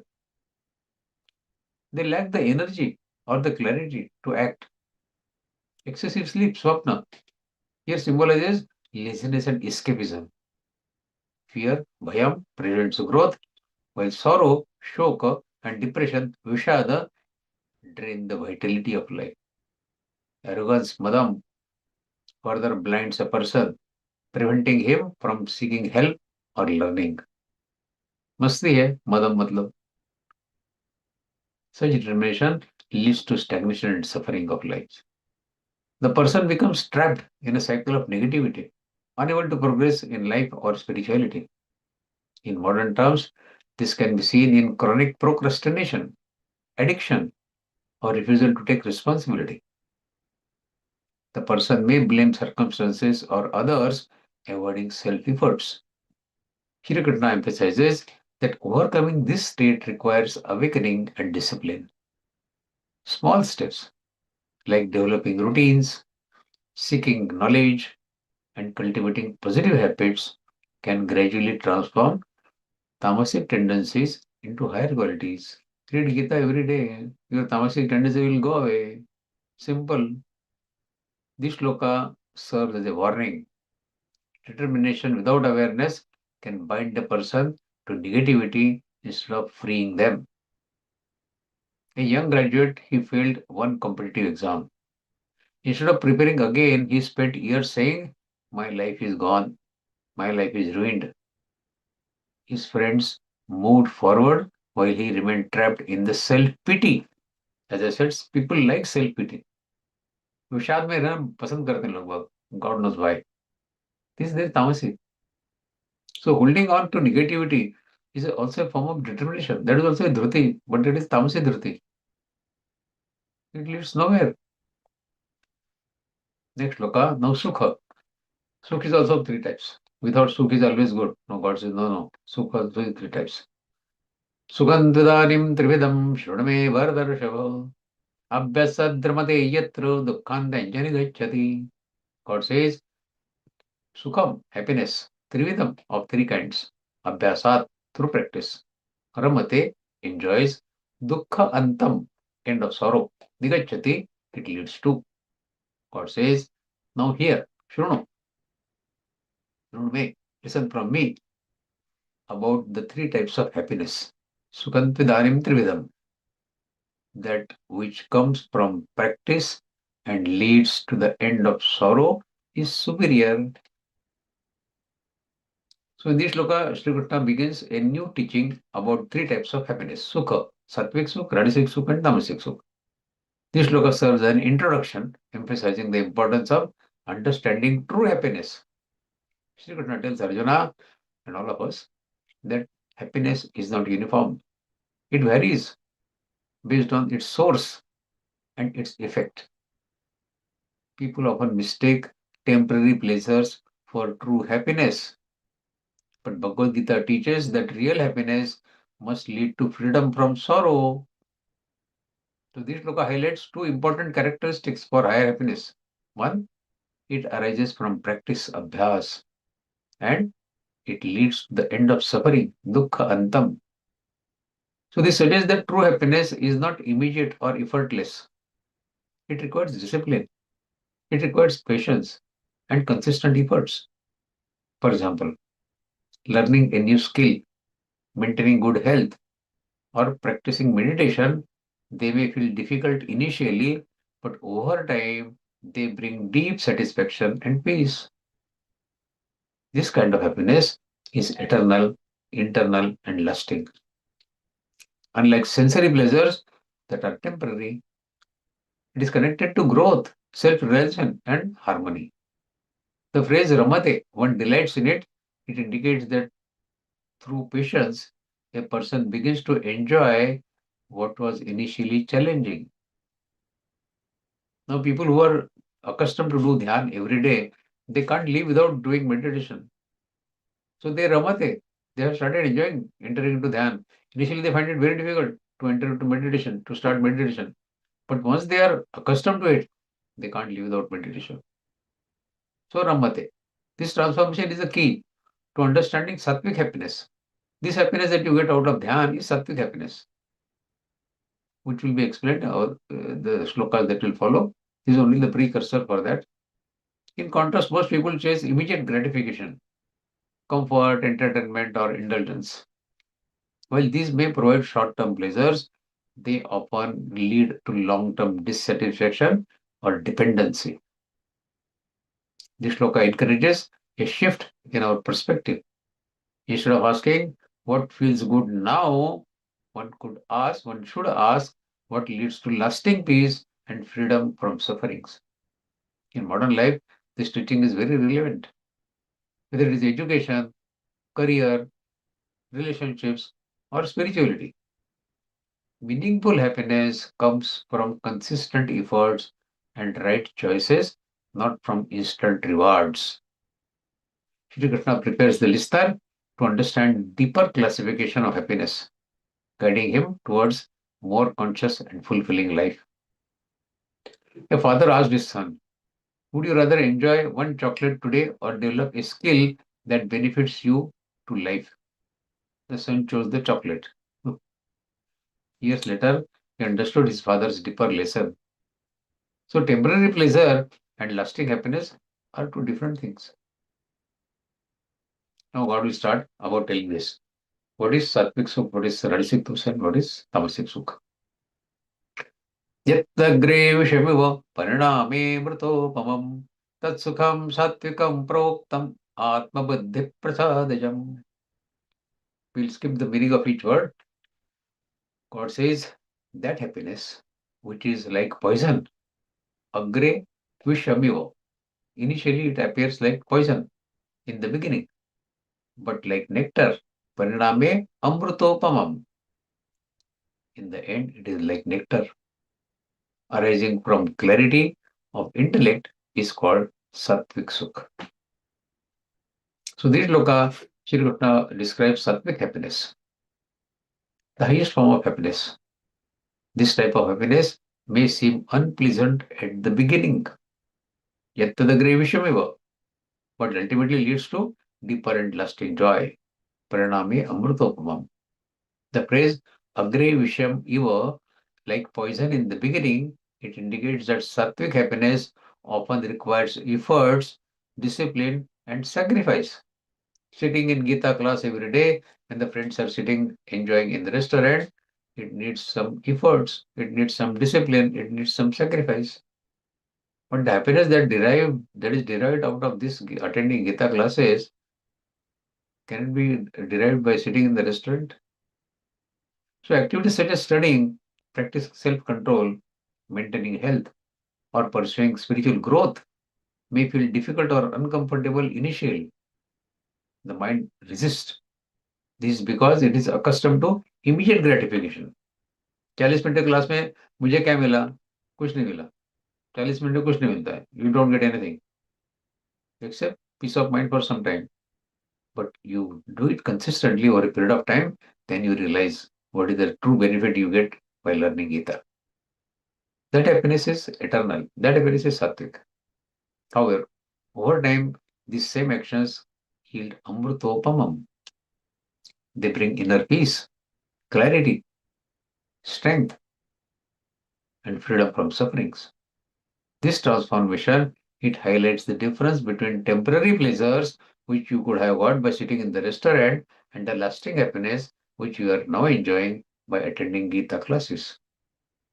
So the source of happiness is described as Atma Buddhi Prasadayam, meaning it arises from purity and clarity of intellect. When the mind becomes calm and focused, a person experiences harmony within. This inner clarity allows one to see life as it truly is, reducing confusion and emotional turmoil. Unlike external pleasures, sattvic happiness is independent of circumstances. It does not rely on objects or achievements or other people. Instead, it comes from within. Now, this happiness which you have got, can you explain to others? Does it depend on others? You are sitting, you are listening, you are enjoying.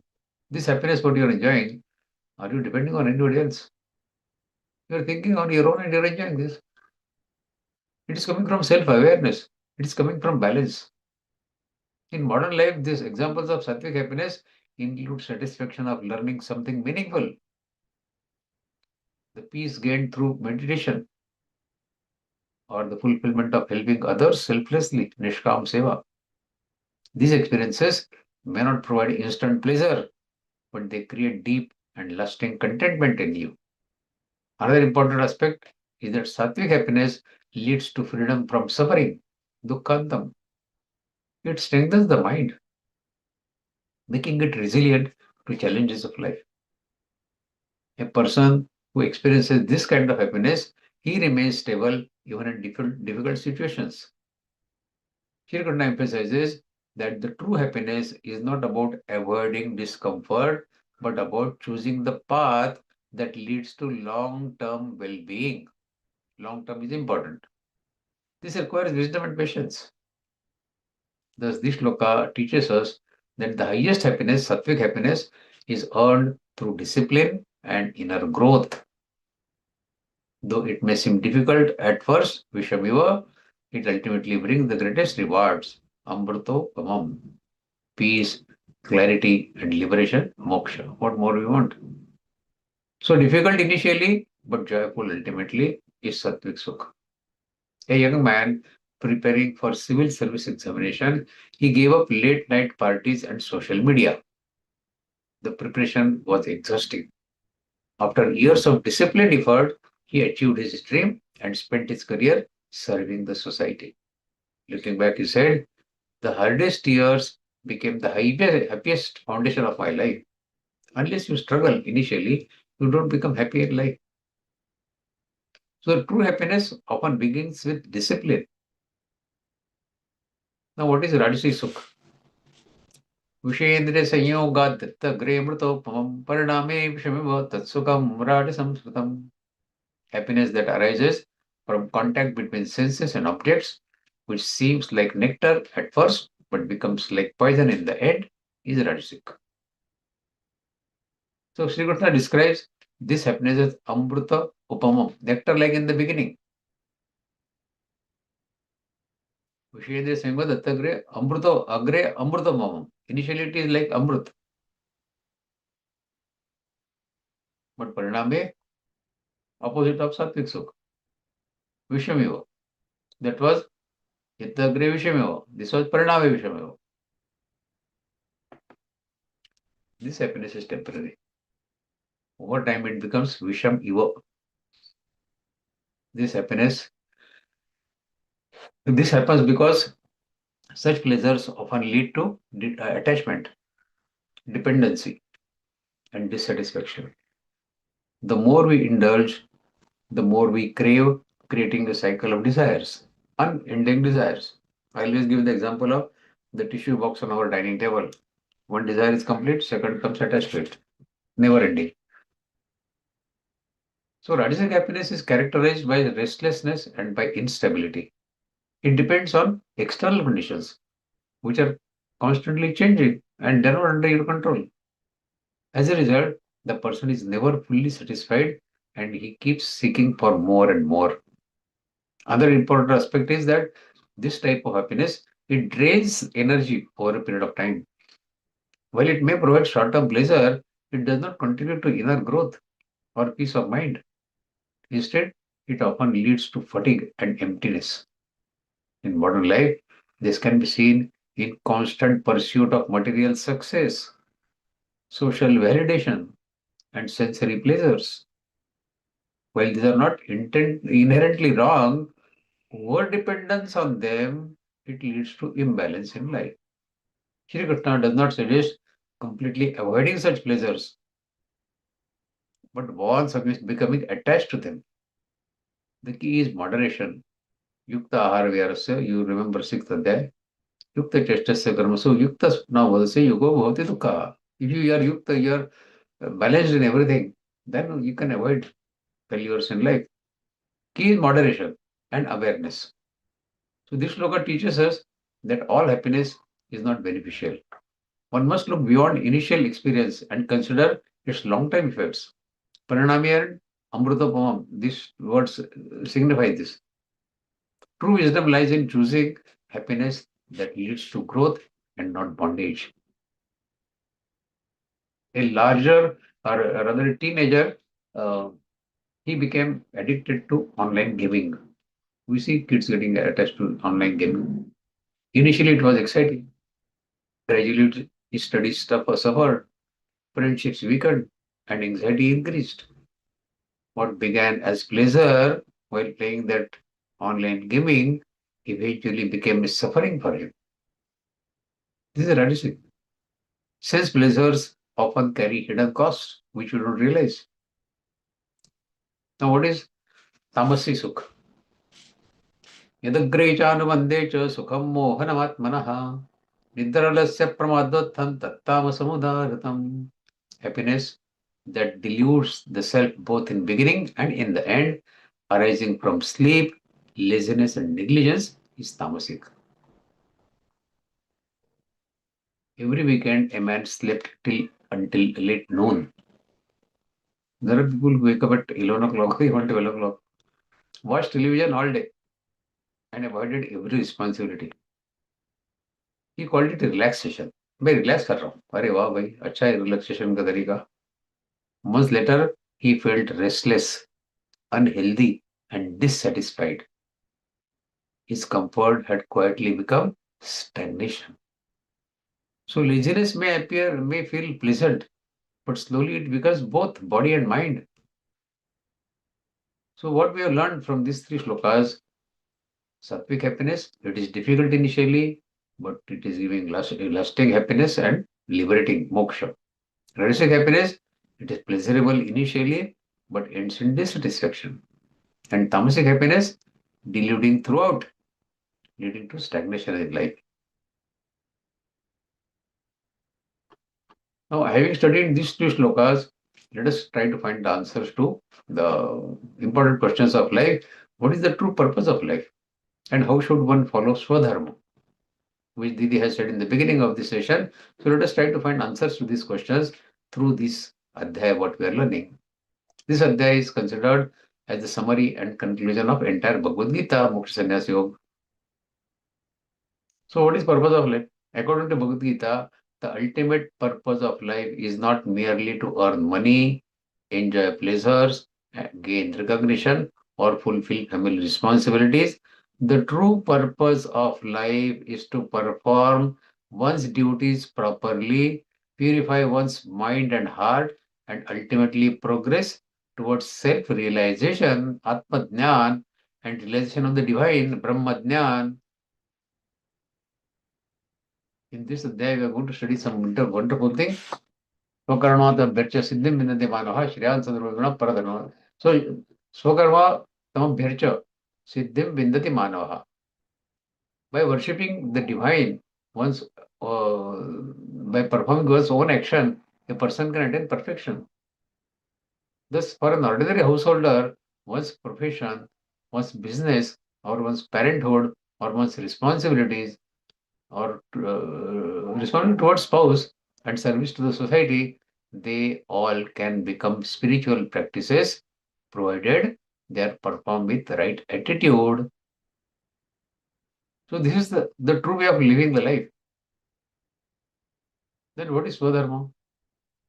Swadharma means the duty that belongs to us according to our nature, according to our abilities, according to the role that we are destined to play in the society or in the family, our responsibilities and our circumstances in which we are. Swadharma does not mean only caste or profession. For example, as parents, raising and guiding our children is our Swadharma. As sons or daughters, caring for aging parents is our Swadharma. As husband or wife, supporting one another is our Swadharma. As teachers, giving proper knowledge to students is our Swadharma. As doctors, serving patients sincerely is our Swadharma. As business people, conducting business honestly is our Swadharma. And as citizens, fulfilling our responsibilities towards the society and towards the country is our Swadharma. So, Swadharma means I should sincerely perform the duty that is appropriate for me. Now, Swadharma is based on one's nature. Krishna has referred this to as Svabhava Prabhava Gunehi. Qualities arising from one's own innate nature. Therefore, while determining one's Swadharma, one should ask, what are my natural abilities? What responsibilities have been entrusted to me? Who depends on me? What is the right action for my present circumstances? What is my duty? And what is merely my personal desire?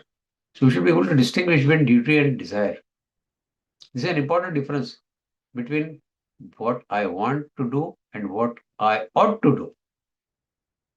What I want to do is not important. What I ought to do is important. What I enjoy doing may not always be my Swadharma. So following Swadharma does not mean doing only what is pleasant. Arjuna did not want to fight. He could see that the destruction of the relatives and loved ones, therefore he wanted to withdraw from the battlefield. Shri Krishna tells him that one should not abandon one's duty merely because it is difficult or unpleasant. We'll study that slok. Shriyan Swadharma Guna Pradharma Swarashita Swahanidam Karma in this Adhyaya only. So even if one does not, one's own duty is performed imperfectly, it is better than performing other person's duty perfectly. In modern times, do not abandon your own path simply by comparing your life with someone else's life. For example, others may have more money, someone else's children are more successful, someone else enjoys greater social status. Such comparisons should not make us abandon our own responsibility. So how should one follow Swadharma in life? First, identify your duty. Ask yourself, what is my duty in this situation? The first question should not be, what will I gain from this? But should be, what is my duty in this situation? Second, perform your duty without attachment. Sangam Tattva. Do your work, but do not make your mental happiness dependent upon the result. Always remember, the duty is mine, the result belongs to God. Third, offer your duty to God. Instead of thinking, I am doing this for myself, develop an attitude, this is my duty, I offer it to the God. With such an attitude, ordinary daily activities can become spiritual practice. Fourth, develop a sattvic intellect. Shloka 30 we have studied today, what should be done and what should not be done. What is right and what is wrong. What is to be feared and what is not to be feared. Therefore, discernment or viveka buddhi is essential for following Swadharma. Fifth, have the determination to remain committed to your duty. In 33rd shloka we studied this. So one must have strength to continue doing what is right. Dhruti. Example, remaining calm even when you are angry. Somebody is angry at you. Remaining honest in difficult situations. Not running away from family responsibilities. Maintaining a positive and meaningful life in old age. Continuing daily prayer, chanting, and meditation, which is my love number one, or spiritual study. All these are examples of Dhriti. So a beautiful formula for family holders like us is we can derive a practical formula from these shlokas that we have learned. Discernment, detachment, perform duty, perform selfless action, surrender to God, purification of mind, and ultimately spiritual growth. In other words, recognize what is right, accept your duty, perform it sincerely, reduce attachment to the results, offer your actions to the God, purify your mind, and progress towards self-realization. While Swadharma in the latter stages of life, Swadharma changes as we move through different stages of life. In youth, our Swadharma is education, career, building a family, and establishing oneself. In middle age, our responsibilities towards family, profession, children's education, and society. In the old age, gradually handing over responsibilities to the next generation is our Swadharma. Reducing attachment is our Swadharma. Guiding the family through experience is our Swadharma. And increasing self-reflection, chanting, namasmaran, meditation, dhyan, spiritual study, and devotion to God is our Swadharma in old age. So therefore, in old age, Swadharma does not mean holding on to everything and controlling everything oneself. Give up that. That is not your Swadharma anymore. It also means that learning to hand over responsibilities at the right time and preparing oneself for greater spiritual involvement in life. कब तक पकड़ रखेंगे? So the ultimate perspective on life, my life is not only for myself. The role and abilities given to me are responsibilities entrusted to me by God. Performing those responsibilities sincerely is my Swadharma. Accepting the success and failure with equanimity and offering my action to God is my spiritual practice, my spiritual sadhana. Through this practice, I purify my mind and ultimately discover my true self. So, in one sentence, to perform the duties appropriately to one's nature and abilities, role, and circumstances with sincerity, without attachment to the fruits, and with an attitude of offering them to God, this is the practice of Swadharma. And progressing through that practice towards the self realization is the ultimate purpose of life. So, in this sentence, we can cover both the answers. What is our Swadharma and what is the ultimate purpose of life? I think we stop here and take questions if you have any. Jai Shri Krishna to all. Thank you for your patience. Jai Shri Krishna Vaya. Thank you very much for such profound insights on the various topics of Karta, the doer, the intelligence, the determination, and also about the happiness. It was too good. The meditation was very nice as always. It really creates goosebumps on oneself while doing it.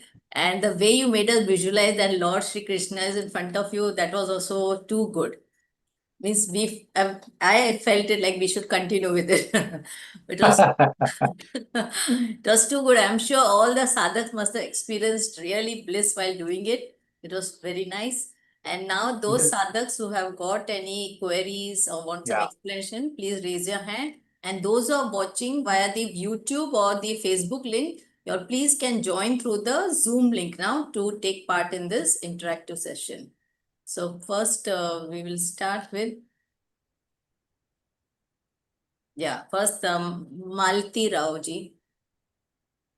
From Maryland, my goodness. Okay. New Jersey, Bhaiya. Jai Sri Krishna. Jai Shri Krishna, Jai Shri Krishna.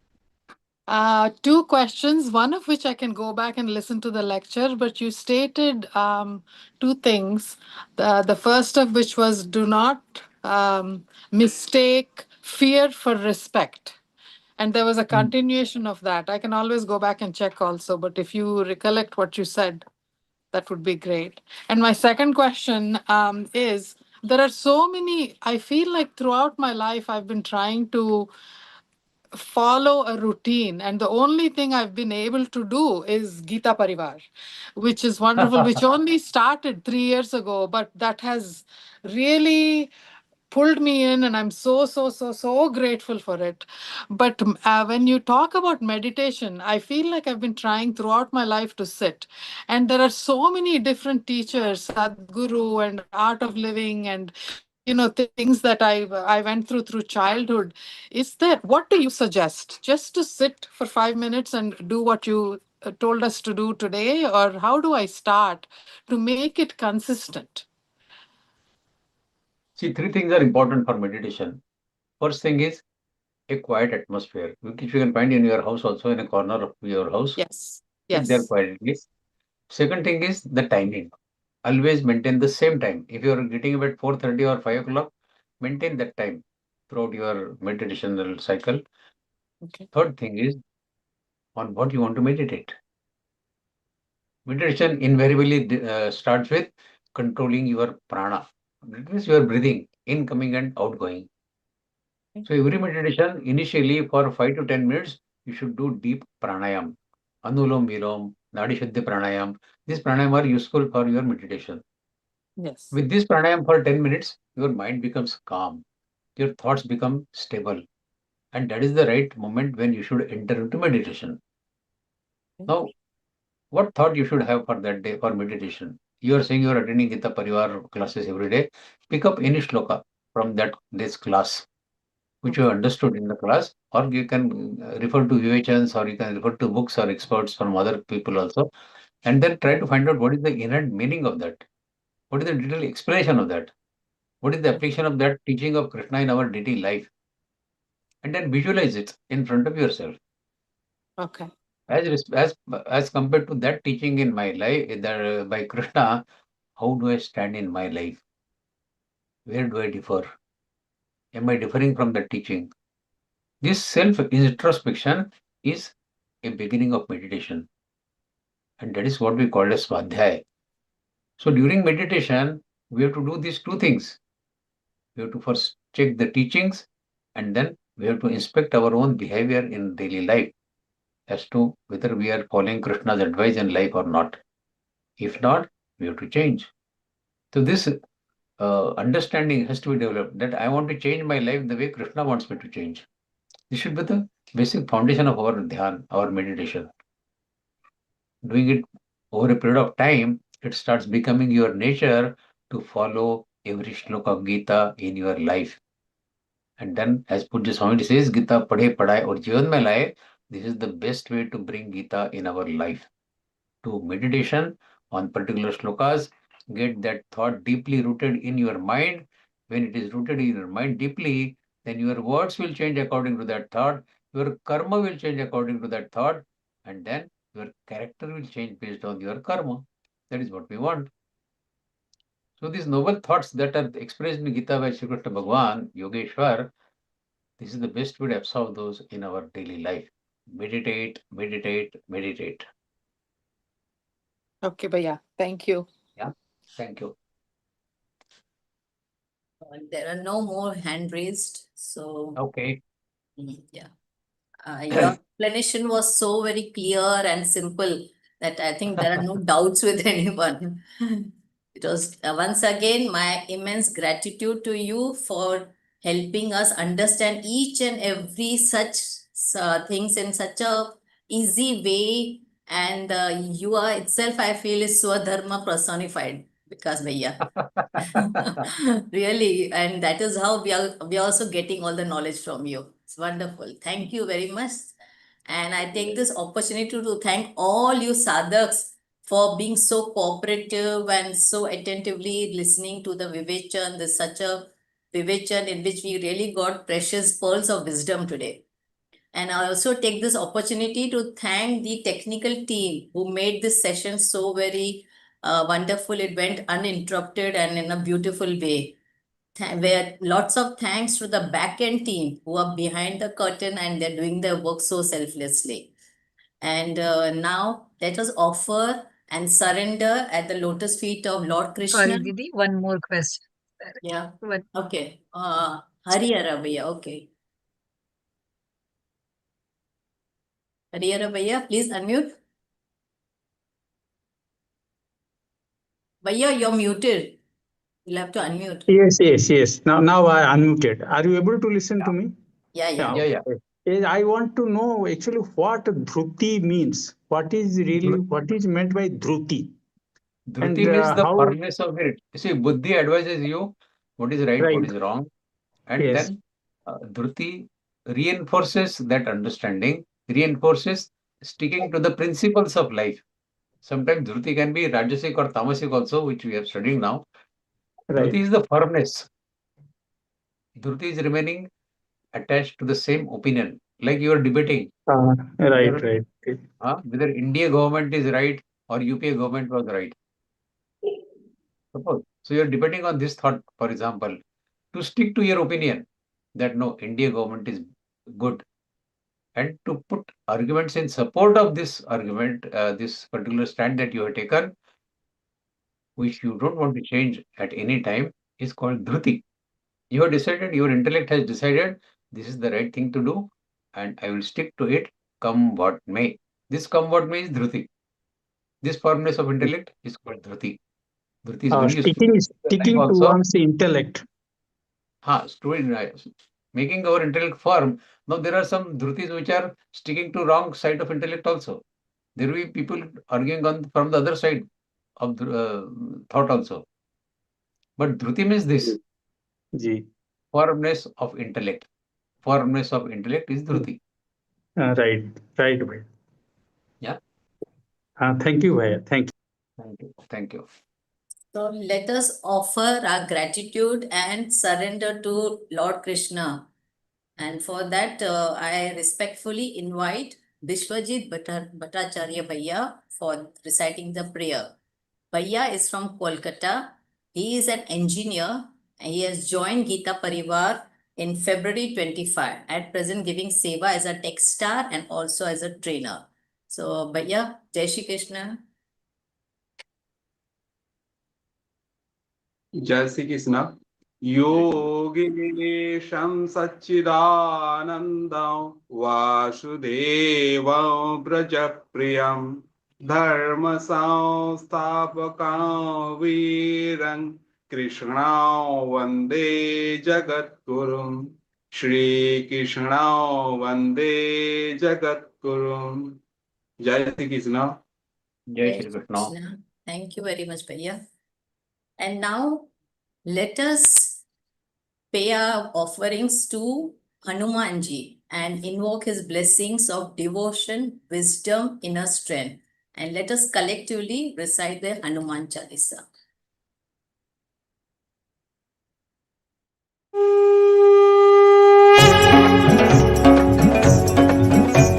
Shri गुरु चरण सरोज रज निज मन मुकुर सुधारि बरनउ रघुबर बिमल जसु जो दायक फलचारि बुद्धिहीन तनु जानिके सुमिरौ पवन कुमार बल बुद्धि विद्या देहु मोहि हरहु कलेश विकार जय हनुमान ज्ञान गुण सागर जय कपीस तिहु लोक उजागर रामदूत अतुलित बल धामा अंजनी पुत्र पवन सुत नामा महावीर विक्रम बजरंगी कुमति निवार सुमति के संगी कंचन बरन विराज सुबेसा कानन कुंडल कुंचित केसा हाथ वज्र औ ध्वजा विराजय कांधे मूंज जनेऊ साजय शंकर सुवन केसरी नंदन तेज प्रताप महाजगवंदन विद्यावान गुणी अति चातुर राम काज करिबे को आतुर प्रभु चरित्र सुनिबे को रसिया राम लखन सीता मन बसिया सूक्ष्म रूप धरि सिहि दिखावा विकट रूप धरि लंक जरावा भीम रूप धरि असुर सहारे रामचंद्र के काज सवारे लाय सजीवन लखन जियाए श्री रघुवीर हर्षि उर लाए रघुपति कीनी बहुत बड़ाई तुम मम प्रिय भरत ही सम भाई सहस बदन तुम रोजस गावै अस कहि श्रीपति कंठ लगावै सनकादिक ब्रह्मादि मुनीसा नारद सारद सहित अहिसा जम कुबेर दिक्पाल जहाते कवि कोविद कहि सके कहाते तुम उपकार सुग्रीव ही कीन्हा राम मिलाय राजपद दीना तुम्हरो मंत्र विभीषण माना लंकेश्वर भय सब जग जाना जुग सहस्र योजन पर भानु लील्यो ताहि मधुर फल जानू प्रभु मुद्रिका मेलि मुख माहि जलधि लांघि गए अचरज नाही दुर्गम काज जगत के जेते सुगम अनुग्रह तुमरे तेते राम दुआरे तुम रखवारे होतन आज्ञा बिनु पैसारे सब सुख लहै तुम्हारी सरना तुम रक्षक काहू को डरना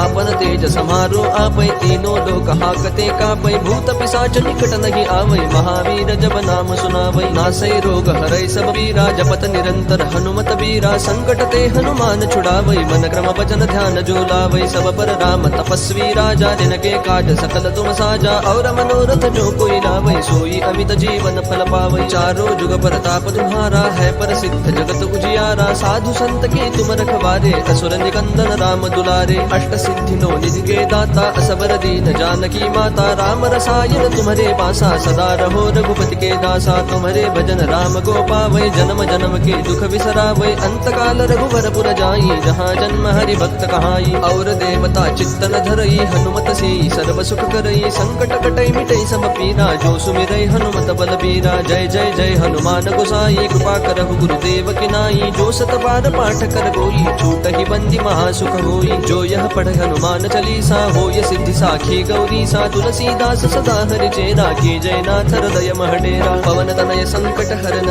मंगल मूर्ति रूप राम लखन सीता सहित हृदय बसहु सुर भूप सियावर रामचंद्र की जय पवन सुत